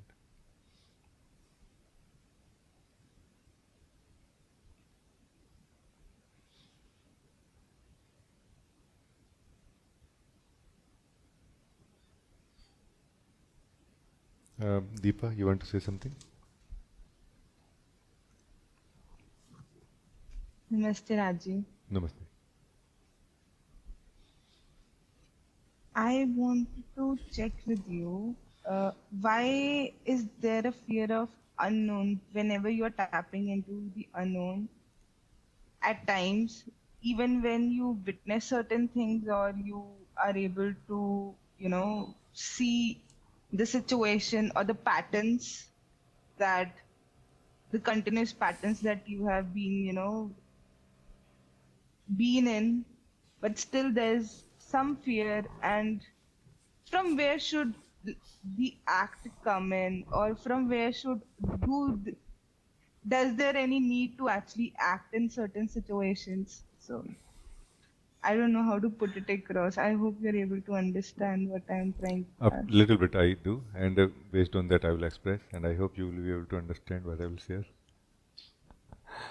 Because I also always am running out of words. Like I have less words than like they are not capable of sharing what I experience and see. No? So I will try my best also. You also try to catch the essence of it.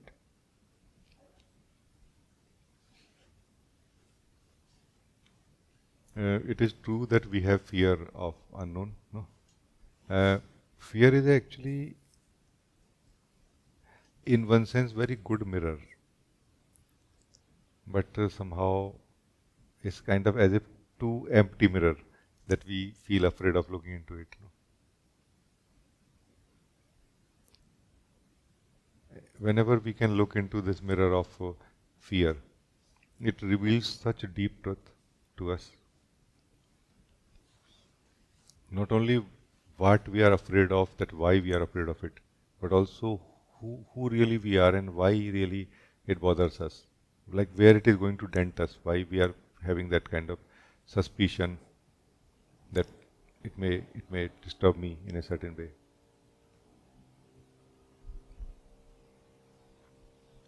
So fear of unknown is not just the fear of unknownness towards what we are looking at.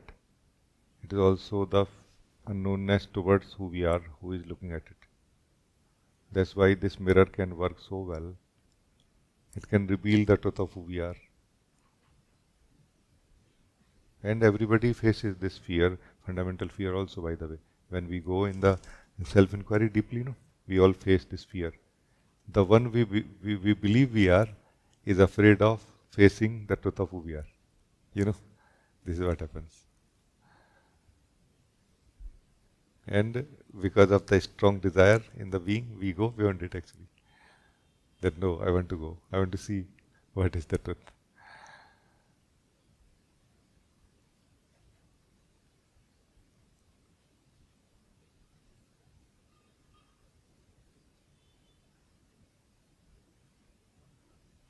As far as acting on anything is concerned, I really don't feel that we need to have special instructions for special situations.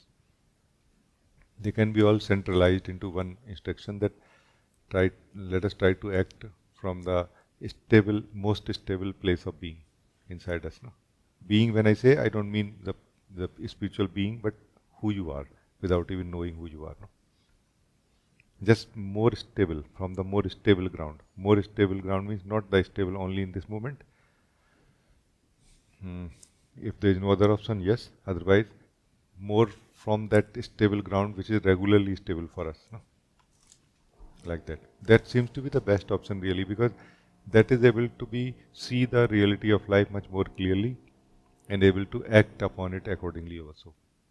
Otherwise, our problem is not that we don't have capacity or tools to deal with life. It's just that we are not able to assess life well, that what is really going on and what I should do or what I should not. So that's why stable ground is the best ground, from where we have much more clarity about what is going on in the life situation in that moment.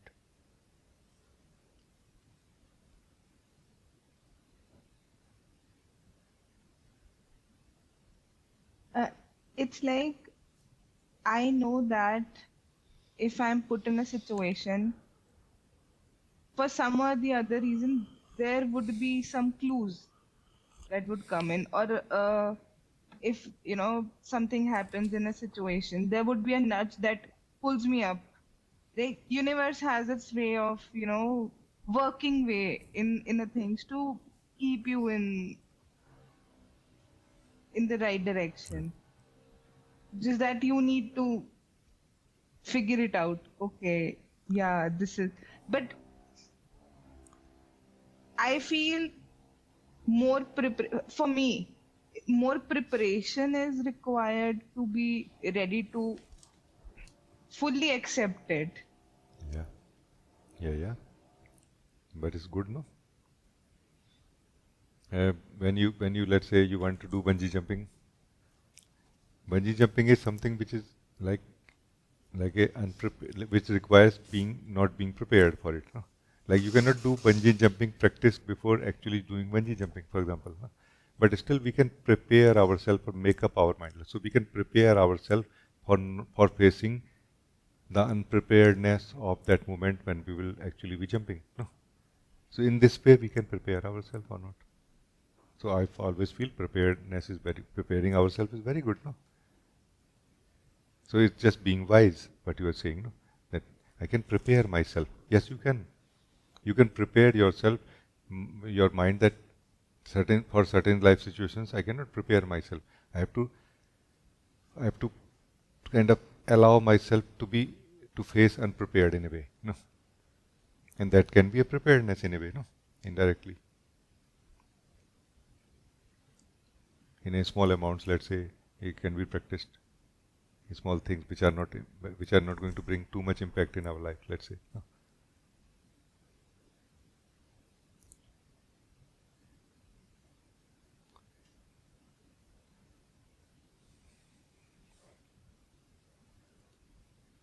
Can we look deeply a little bit into this also, that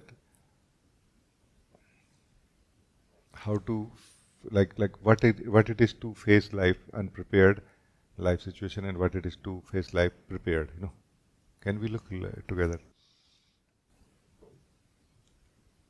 Yes, please. uh, I will share my version, but you stick to your version because that's important. Otherwise we cannot come together, otherwise you will just believe what I will say, which is not good. So this is how I'm experiencing or looking at it, that the the the preparedness of the mind, no, is actually only the belief towards life, towards what is going on. Like it is interpreting life in a certain way, life situations in a certain way, people in a certain way also. What they do, what they should do, what they would do. No. And based on that, it is saying that I'm prepared or I'm not. However, both are actually not true, because every time it has happened, so many times it has happened that even when mind says I'm prepared, it fails to face the situation well, no, in a correct manner or in a stable manner. And also sometimes when it says I'm not prepared, and suddenly it is able to function so well. So basically, mind is misreading, incorrectly reading the life. It is true, mind is. But mind is also not something you can just give up. That okay, I will live everything from the being. Being does not have that detailing, you know. And may I bring a little bit of it, technical term which I oftentimes use, not technical, maybe just some term which I use, uh, like what we call kosh, like two levels of being. One level of being is manomay kosh, where we have intellect. Another level of being is where we have intelligence, but not intellect. Meaning there is no detailing of it, but there is the ability to evaluate any detailing. Intelligence basically is the ability, neutral ability, free ability to evaluate any life situation or any detailing or facts of life. So the intellect, the manomay kosh, has the reflexes to very quickly tell us that, hey, this is not good, hey, this is good, which we need totally in practical life. But also in the critical situations of life, we need much more intelligence than present in the intellect level, in the manomay kosh level. No? So can we do like this, that we can use both? Like let the intelligence be the master, but also don't discard the intellect completely. No? Can we do like this? This can be that answer of like how to deal with it. This can be that stable ground of being. That I will not be dependent on what all life I have learned so far entirely. I will be present. The owner will be present also, not leaving it to the servant only. So that's where you will be not so relaxed like maybe you want to be sometime. You will be like a little bit anxious that okay, let's see what life brings and what how to face it, how to respond. But also you will be quite stable in the sense that dependent also on the life that has been learnt by you, the experiences you have had so far, trainings you have had so far of dealing with life. But like a mix of these two things can be a very powerful and beautiful combination. But we need to be very clear about it, that who is the boss. Because if we are not, it's going to be an inner conflict that the mind or the intellect will say, this is good, we should do this. Or out of fear, it will say some things. And the intelligence will say, no, it's not good to do like this. So we need to be very clear about who is the boss here. So now, this is my version. Now you tell me. And as I said, stick to your version and try to upgrade it in your own way. I'm able to completely relate with what you are saying. Oh, how nice. Yes, and I guess yeah, like I don't need my thoughts to overpower my intelligence. Correct. So it's like use the thoughts instead as an intelligence and work your way through it, right? Yes. How well said. I use so many words for this simple thing.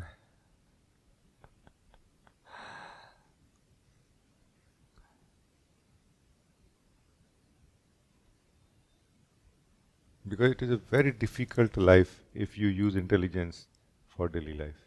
Very difficult. It's like a super difficult life if you use intelligence for daily life activity. It's like learning everything from ABC every day. Because in the intelligence nothing stays. Where it stays is what is intellect. No?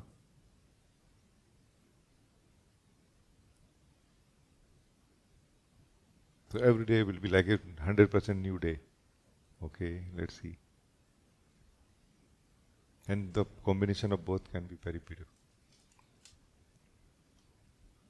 Like, like in a very simple way, I heard people used to like somebody said that knowing our limitations and going beyond them, like this.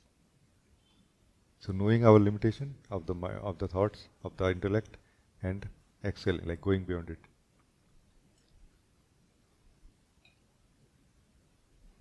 All of this, by the way, is included in that previous response which I gave, to be in the stable ground of being. Because from the stable ground of being, we have wisdom to see that I need to use intelligence to be able to fully use intellect in my favor. Otherwise, intellect will work against me and I will be believing it still. Like I will be supplying energy and bullets and guns, and it will be shooting them at me.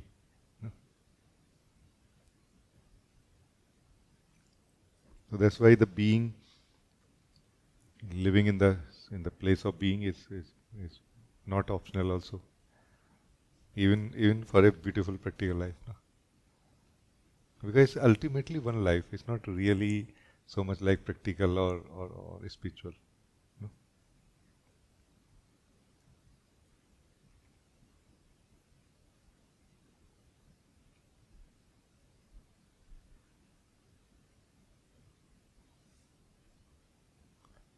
So it's very, very good, no? Yes. Thank you. Thank you. Thank you. Very, very happy to meet you, talk to you.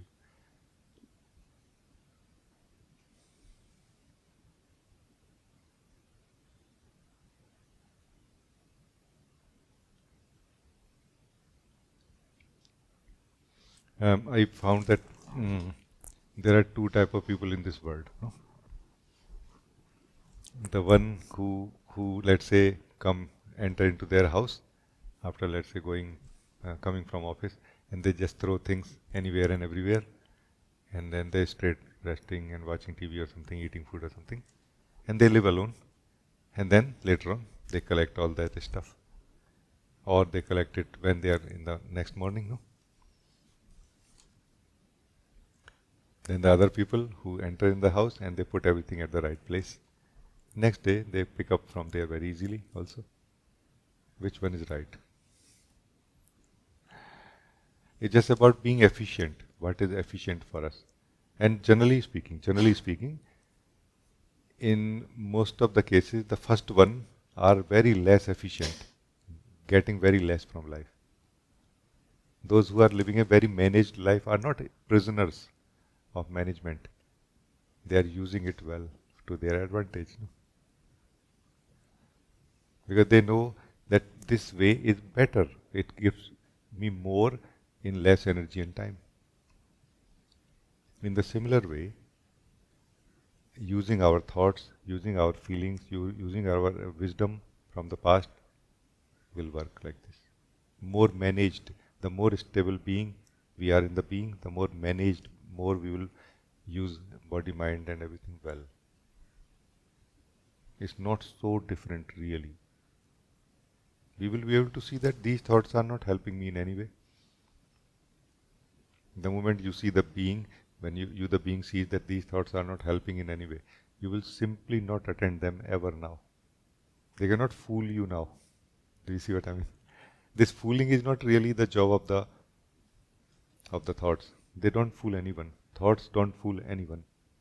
They never try to fool anyone. It's a funny thing, then why we are fooled and how? The more simple you will become, the clearer you will become, the more you will get from everything.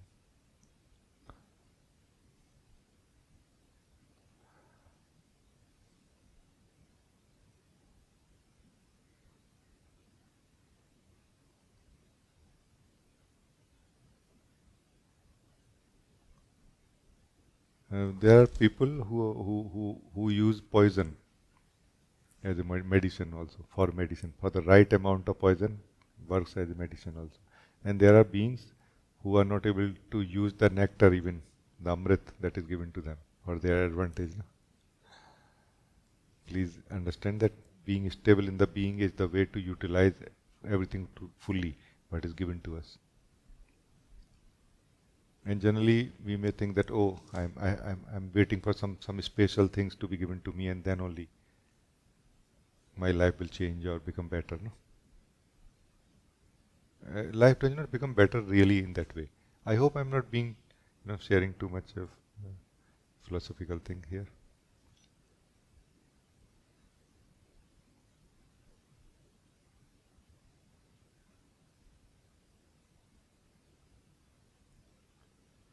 Like how managed you are within yourself, that's the being who is living the thoughts and feelings and body and life. That balanced or managed life is or not? Is it not a reflection and extension and manifestation of how we are?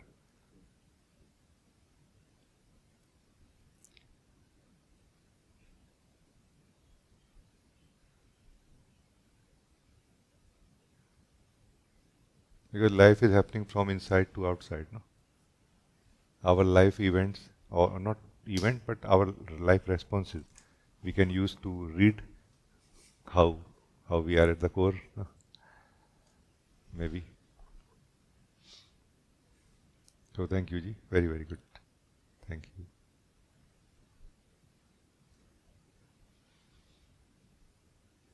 Thank you. Thank you so much, Ji. I love you, Ji. I love you too very much.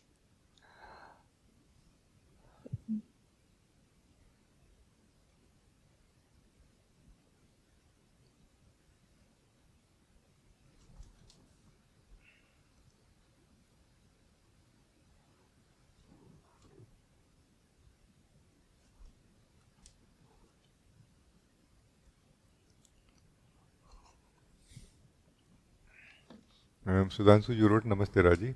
Does it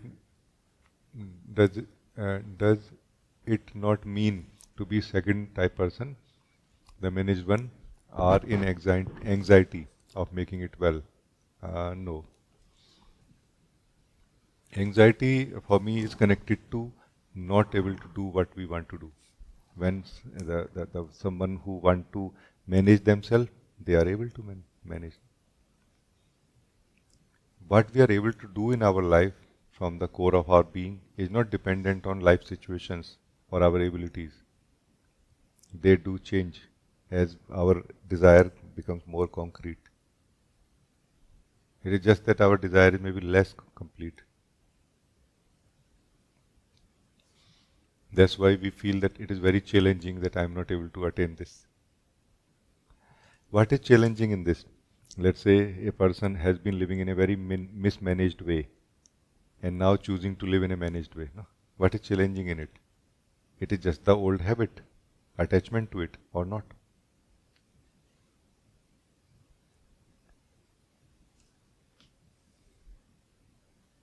The more interest we have in the managed life, the more benefit we see of the managed life, the less difficult it will be to be free from that attachment with the old habit or not. What is difficult in it? So there is no place for anxiety. Anxiety is when we are not doing anything and where we need to, no? Or when we want to also. Otherwise, how there will be anxiety? No? You are so peaceful. Even growing little bit every day, still you are so peaceful, so joyful because you know truly you are truly growing because you are investing in something which is going to become like a powerful tree of a very amazing life very soon or in time by itself without you doing anything. You are investing in the eternal tree of life, or eternal life in a way also. So this managed life is something like this. Those who see the value of it, they just invest all that extra energy that we have into it. And sooner they have more and more extra energy, then more extra energy, then more extra energy. Then it is about losing the loose ends. It is about leaving the loose ends or not leaving the loose ends. It is about leaving the unfinished business or not leaving. Those who want to do more, they leave the unfinished business less and less, or they don't leave at all. Rest, we are going to live in that kind of loop of just doing something unfinished and then trying to finish it later, because it will come back to us. No? Anything that we do comes back to us until it is finished. And those who are wise, they finish it in the first place in such a way that it doesn't come back to you. And even if it comes in a format where you can plug in very easily in the moment without thinking, okay, what it was and why we were doing it and so on. Like not straining yourself, not spending energy. No, just simply, oh yeah, like this. This is that modular also way of living life. So this is my answer. Thank you.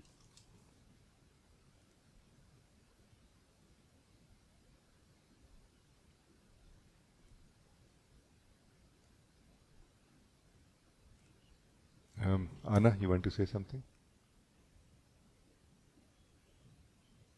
Yes, apologies for raising my hand again, but I need some help. Okay. or some balm just to to make it a little bit better, because I don't feel that I can go another week like this. Should I describe it a little bit, how it feels? I can see that it is in me, yes, so it is not,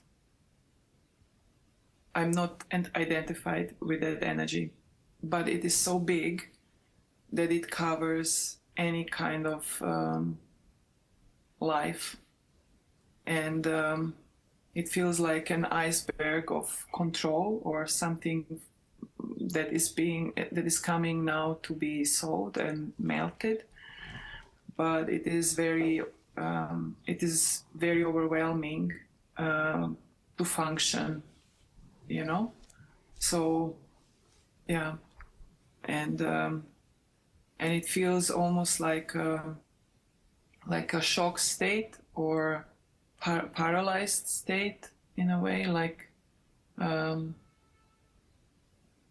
and like not being able to feel anything or think anything. And when Mila was saying like it is so beautiful, there is no thoughts and no feelings, for me at the moment it feels like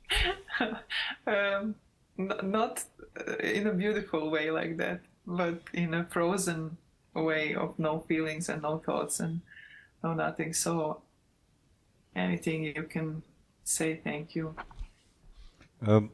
Let us try to again understand that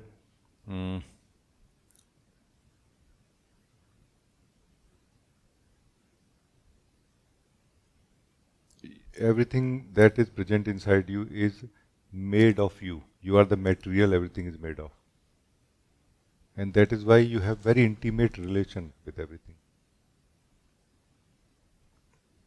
And that relation actually is not true relation yet.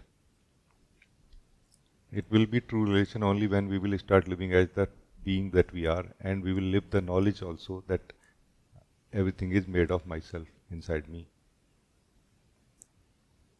Until then, what are our options? Let us explore. At the thinking level, when thoughts are disturbing us too much, that time basically what has happened is that you, the thinker, has divided yourself into many thoughts. And you are being troubled by them also now. So you are being troubled by you being divided. Not really that there are thoughts troubling you, because you are there, your thoughts. What can work here? That somehow you withdraw yourself from thinking more and more into being a conscious thinker, into being conscious of being yourself, who is the thinker.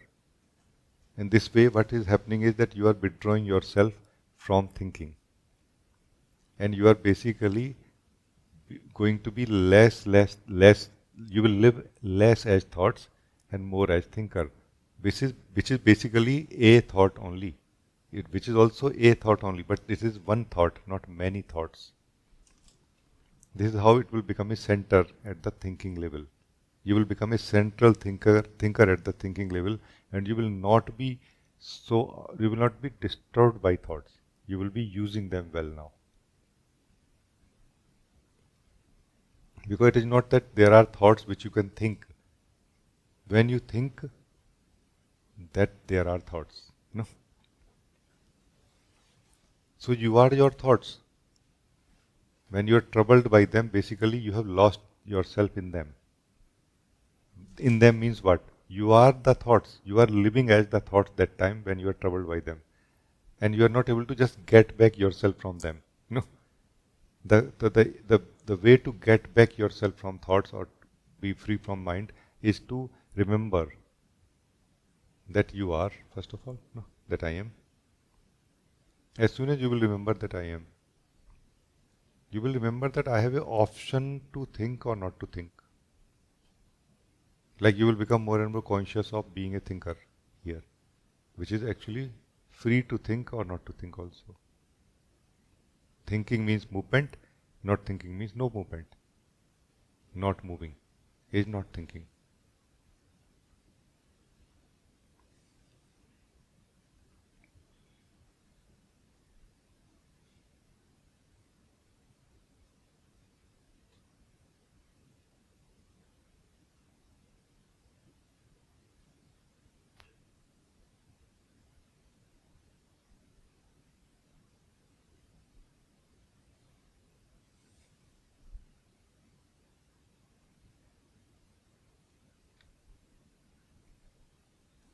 Now let's say we are troubled by feelings. The feelings are also you only. The experiencer of the feelings and the feelings themselves are made of the same thing.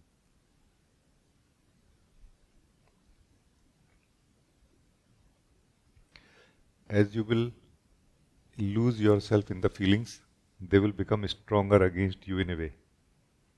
And who are you here? You are the one who has forgotten itself.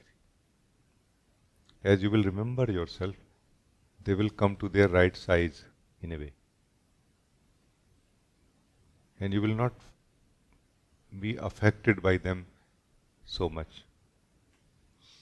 Because you may think that there are feelings which I am bound to feel. No, not true. Not true. It is not true. There are not feelings which we are bound to feel. It is when we are not living the truth of who we are that we feel so. This is the report of a person state, false self state. You are the feeling which you are living. If you live the purity of your being, it is the end of a statement. There is no afterward that, okay, what will happen to the feelings which are inside me now? No, there are no feelings when you are not feeling them. Because they are there only when you feel them.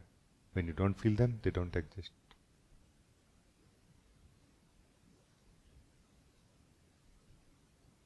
Just remember, you are the being.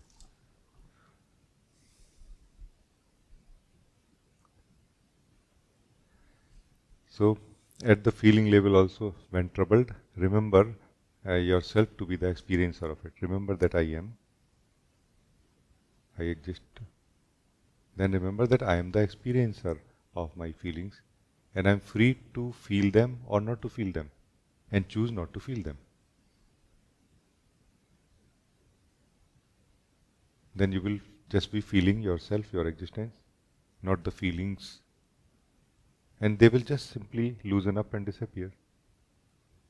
Because they exist only as long as you experience them, continuously feel them. Feelings are the construct that you yourself have created so that you can taste life in this way. When you stop creating it, it disappears. Like this. Habit of creating the feelings will still remain the conditioning. But you are free from the feelings that you were trapped in right now into the truth of who you are. And then even if the feelings are flowing inside you or the thoughts because of the habit will not affect you at all. Because if you don't think them, thoughts don't affect you. If you don't feel them, feelings don't affect you. So understand how you feel the feelings and how you think the thought. Understand it clearly. And do not do this when you don't want to.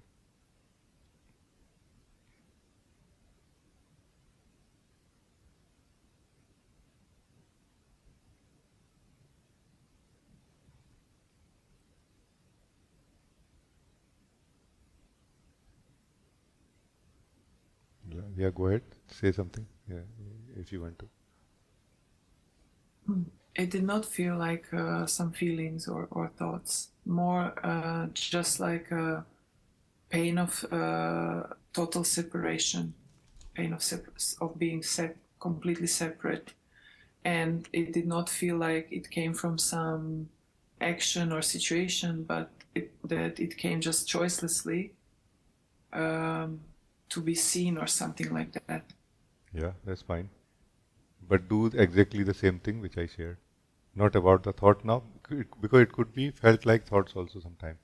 Thought of this separation or feeling of separation. Do the same thing. Live yourself and do not live it. Every one of us comes with a destiny of experience, like with this inbuilt experience of separation. But every one of us also comes with a possibility and potential of being free from it. How? By living who we are. Only, nothing else. If you live in it, you will live as someone who is trapped in it or who has to deal with it. If you do not live it, it will veer off. It will veer off by itself. Meaning, if you are right now we are talking about the pain of separation. Pain of separation is only as long as you are not living the being. If you are living the being, the pain of separation cannot be there. However, if you feel like, oh, I'm missing the pain of separation, then maybe you will go back there. We do sometimes like this, that the unity is not as beautiful as the pain of separation and followed by unity by there. And then we will like to go back into that model of ego where we will experience the pain of separation followed by a taste of unity, then back to pain of separation. That choice you can make, but you will be happy being now, not that something is binding you into it. No. See this clearly.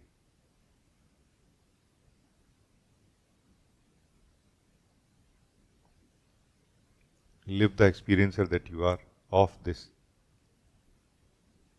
Your taste is freedom, and you don't need any dependency on it for experiencing oneness or unity with life. So the door to the unity does not go through pain of separation. Really, it doesn't. That is more of an inspiration, like a thirst.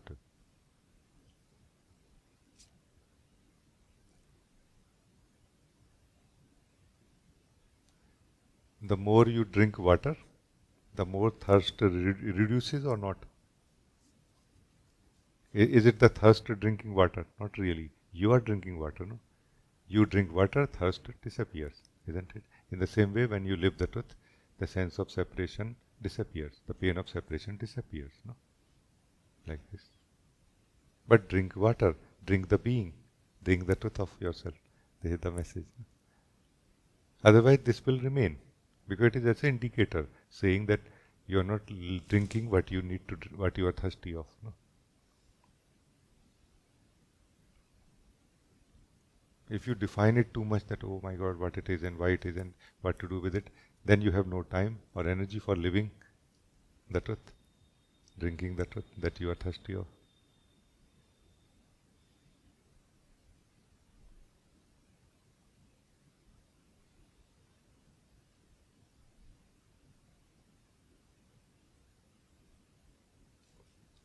It is true that we have a curiosity. The soul, everyone is a soul. Everyone is the soul. Everyone is the being of life. Only, we have curiosity. That what exactly is this? But that curiosity is very expensive right now. Remember, if you get into that curiosity right now, let me see what it is really. It may suck us. It may suck you into it and trap you for some time. Better to come to the strength of your being first. Then from there you can know everything.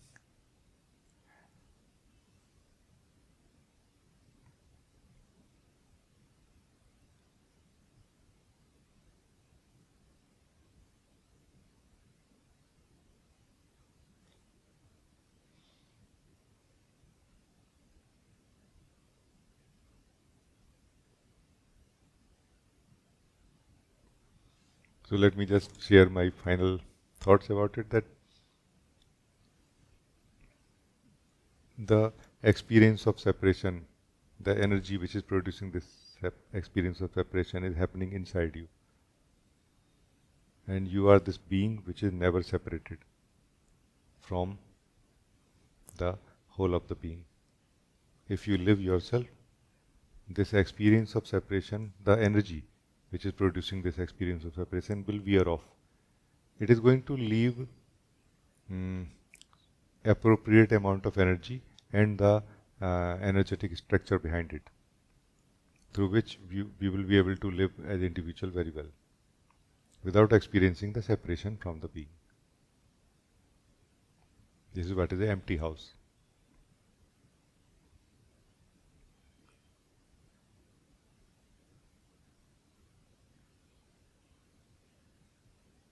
So live the being that you are, the space that you are, not what is happening in it, the pain of separation.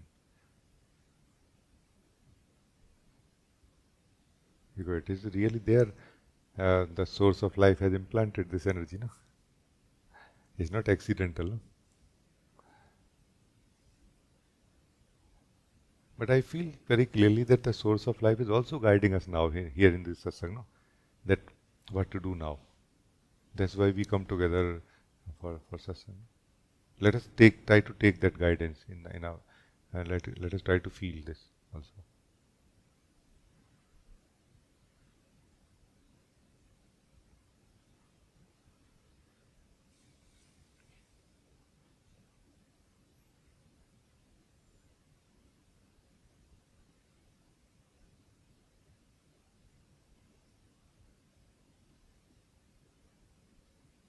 And it is very powerful, no doubt. But it is going to become less and less powerful as you will experience the space in which it is happening, or the being that you are who is experiencing it. Because its power is basically dependent on your self forgetfulness. The more you will remember who you are, the more somehow it becomes smaller, less powerful. So you not living yourself is in a weak state in relation to this energy. It is stronger now. You remembering who you are, this energy start becoming weaker than you. You start becoming stronger than it.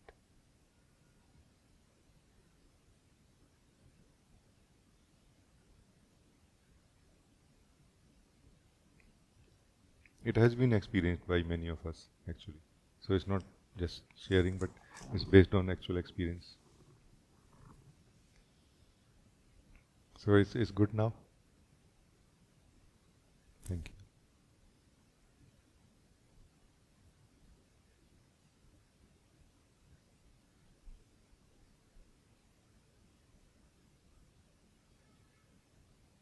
you. Whenever we are sucked into this energy which is playing inside us, unconscious energy, um, we may feel like that I am doing this, doing that, or I may do this or do that, but we are all the time beaten only. We are only suffering in it. We end up suffering only, no? Let us try to understand this. I am never saying that this energy is not there, but I am saying that you are also here. Acknowledge both the truth. Don't let us not give it bigger size than it has. Let us not try to enlarge its size. When you look at it through the mind, mind will enlarge everything into much bigger than it is.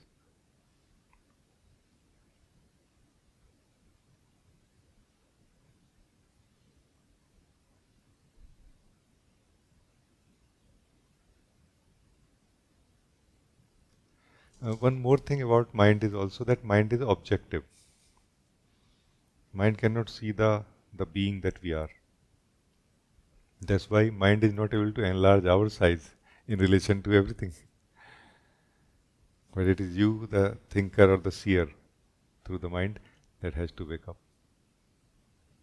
Because you don't have a form, you are not an object.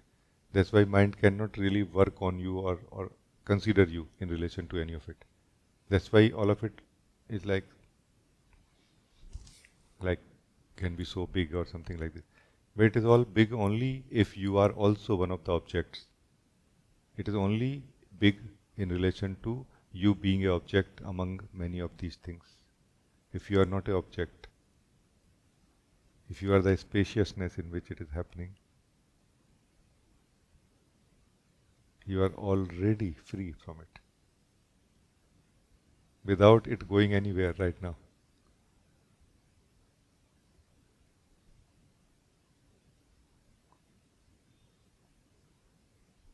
So truth is the way to be free from it. Truth. Live the truth of yourself, of your sense of spaciousness, and also the truth that it is there in me. That will give you alertness towards it to not, fall into its traps, which come in the form of feelings and thoughts.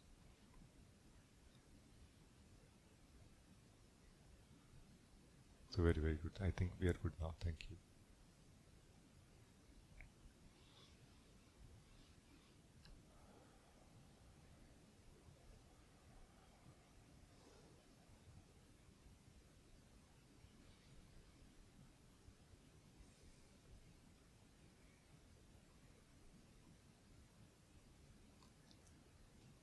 Ojas, you want to say something? Namaste, Rajee. Namaste. Just wanted to say thank you for everything. So beautiful, your sharing. I've been attending so many days recently. And, for now, and then today I felt not today. Every time I feel even more to learn. So so so multidimensional, you're sharing in all aspects, in all ways of seeing, maybe all the kosh or something, but I always learn something, and it's like showering of grace. It feels like continuous. There is this tap running, so I want to keep coming and drinking from it, and yeah, it this continuity is helping me remain in the vibration of satsang and remaining in the self-remembrance, and it helps to keep strengthening that connection as well. So just thank you so much. Oh, thank you. Very feeling very joyful when you are speaking, like something beautifully seen in by you. No? I feel it is like a circle that you contemplate yourself, you meditate yourself, then you come in satsang, then you listen, then you get to see. Actually, the more you get to see here, meaning the more you can see here, the kind of more you have finished the business, the work. No, you have finished that work more, because we think that things are moving inside me. How to stop them? And the great being said to us, "You stop first." And we are just learning one single thing, that let me not move first, and then let them move as they are moving inside me, the thoughts, feelings, and everything. And they start just settling by themselves. Because it is found at one point, finally, that I was moving everything inside me, and then blaming or complaining about it also, that hey, why thoughts are moving, feelings are moving. And this just cannot be really practiced, meaning it can be practiced, but it kind of take long time. But it can be lived very quickly in satsang also. And then you understand once that, yeah, that's true. At a deeper level, let's say you have seen this truth. It will live in you. And when you will do meditation, you will find, hey, that's true. So you are very right. These living together exploration are very multidimensional in a way, for based on how much capable or available you are. It's true. That's why I felt very happy, very joyful listening to what you said. Like there's excitement, joy coming from you in your words, that you are really seeing something.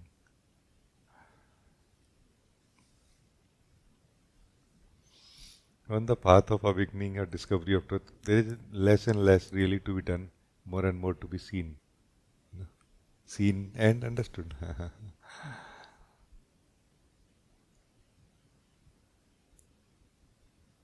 And as you see, understand, correction happens. Now you don't have to correct something later. It has been corrected already, no? Because you were the one who were disturbing it, no? Now you will not disturb it anymore. Like, is there anyone who complains that life is not good today? Who says there is suffering today? Is it not you?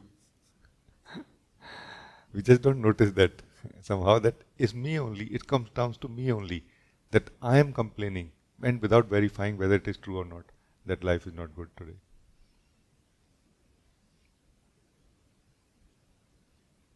And as soon as you will live the truth of who you are, you will laugh really. It is irrelevant how life is today. It is simply irrelevant how life is today. Being joyful is not a choice. We are choicelessly joyful. We are going to be choicelessly joyful. That option we don't have. We have option to cover it up as much as we can through, all type of anxiety and all type of stress that we can create. That we are creating by doing, by the way.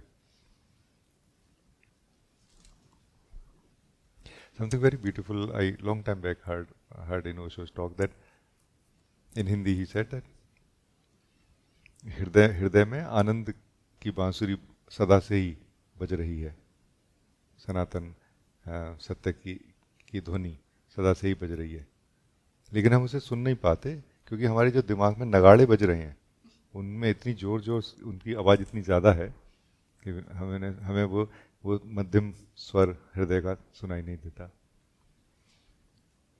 In the heart, the flute of the truth is always playing in a melodious low sound. That eternal truth is always singing in the heart. But the drums which are playing in the head are not letting us listen to it. So we have to do something about drums in the head. And those drums in the head continue playing whatever we do. That's why meditation. Do not do anything. And the drums of the head start reducing somehow. And we start getting unhooked from them also. Like we start turning towards something else, which is ourself, our heart. That divine flute. No?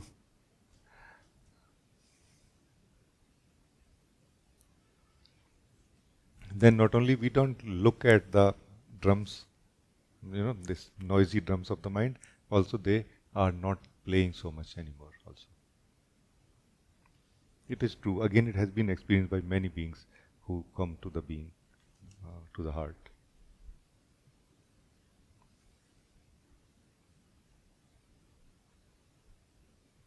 It's like every day you used to have a jam or something in your garage, different people come, and then your garage was quite big, so they thought that we can leave the drums here only.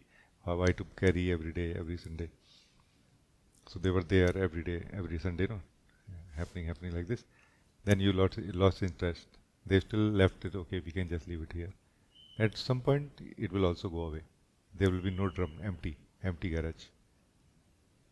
Then you can grow, beautiful flowers or anything, or you can just open up because now there is no noise going out. Just an example, but I think you understand. Yes, Raji. So this drums playing, it's like it's not true, it's playing, and before it was like, should I attend to this or should I attend to that? And now it's like none of it, you know. It's yeah, and just being connected to satsang and vibration of satsang meditation helps to keep that connection with that that subtle sweet voice. Then it's easy to remember that none of this needs to be attended to. It's very good what you're saying. I mean, generally what happens is that we are trying to experience something through all of this noise of the mind. We are trying to experience something and we are not able to. That's why we can try to continue for a long time. Then we get tired also. And as soon as you are able to experience that same thing in the heart, obviously you will lose interest in all of it. No? We continue with the thoughts because we have a hope that maybe the next thought will give me that. Maybe the next thought will give me that. No. But as soon as we taste, like there is something substantial in a way in the heart, and there is something very superficial in the mind, continuously dry, promising to give but not giving, talking about something but that thing is never there. In the heart, that thing is present already, and no talk happening about it. No gates are there. That you have to be like this or like that. No, anyway you can go in the heart. You are welcomed. We are able to taste the life. We are able to taste the truth, the being that we are. And there is such a joy, and you feel such a depth in your being when you taste the truth in the heart. That as if just thinking like superficially.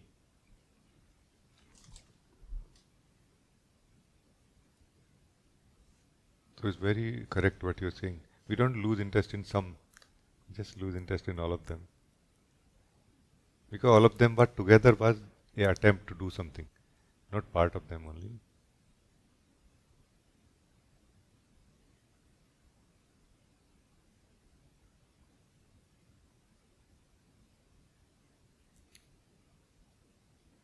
So like there are two type of people in this world. The one who are claiming to be free from mind or thoughts, and the other one who are really free for the heart, for the truth, for the being. They don't claim to be free from thoughts. It is irrelevant. You see what I mean? They just don't talk about thoughts or anything. Maybe their thoughts are there. Oh, yeah. I kind of don't pay attention to them so much. I'm kind of busy nowadays in the heart, in the being. No? So which one you are, you will decide. No? Be the second one. To be lost not in the blind, unconscious way, but consciously choosing the truth of who you are in the heart. You will not have to fight with the thoughts, with the mind or anything. All those fights are our fight with ourselves only, in terms of making decision. Like this one, this is so attractive, truth, oh my God, how nice it is. And then the habitual attraction for the weekly jam in the garage.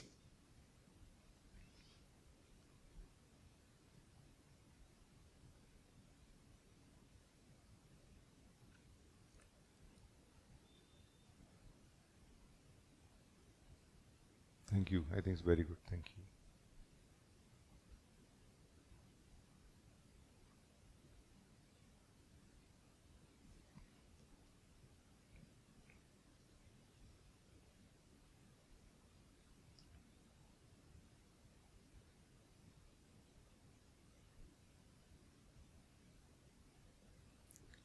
In Satsang, we are living this one truth more and more, and knowing how to live this truth more and more also. In a way, knowing in the sense that when we are caught up in the mind, in the thoughts and feelings, then we basically feel that everything has to be known. Like there has to be a how-to of everything, no? And that is where sharing are also trying to convey, in a way, at that level of concepts and mind, to the being that you are, that what is the how-to of living the truth here. But in reality, there is no how-to. It is just the interest. Like have you ever thought that how to eat mangoes? Nice, Kesar mango, Alfonso, oh, how nice. Do we think about these things? I mean, maybe some must be thinking about this also. But generally, common men like us don't think about it, no? We think that whether to eat or not that how. What how to applies here, you know what I mean? In the similar way, when the nectar, amras, of the own being is present, is available to us. All season. This is all season, no? Amras is not just in the summer. We don't really keep asking how to do this, how to do that. You just taste. How all these how-tos are basically connected to the sense of freedom at the individual level that we have or want to have. That can I continue not living it and also live it whenever I want to? That is not possible. That commitment is needed, no? Like regularly living the truth of who we are is that commitment needed to become free from that suffering in which we get caught up, in the mind. Sometimes that I don't know how to get out of it now. So I think it's clear now. Thank you.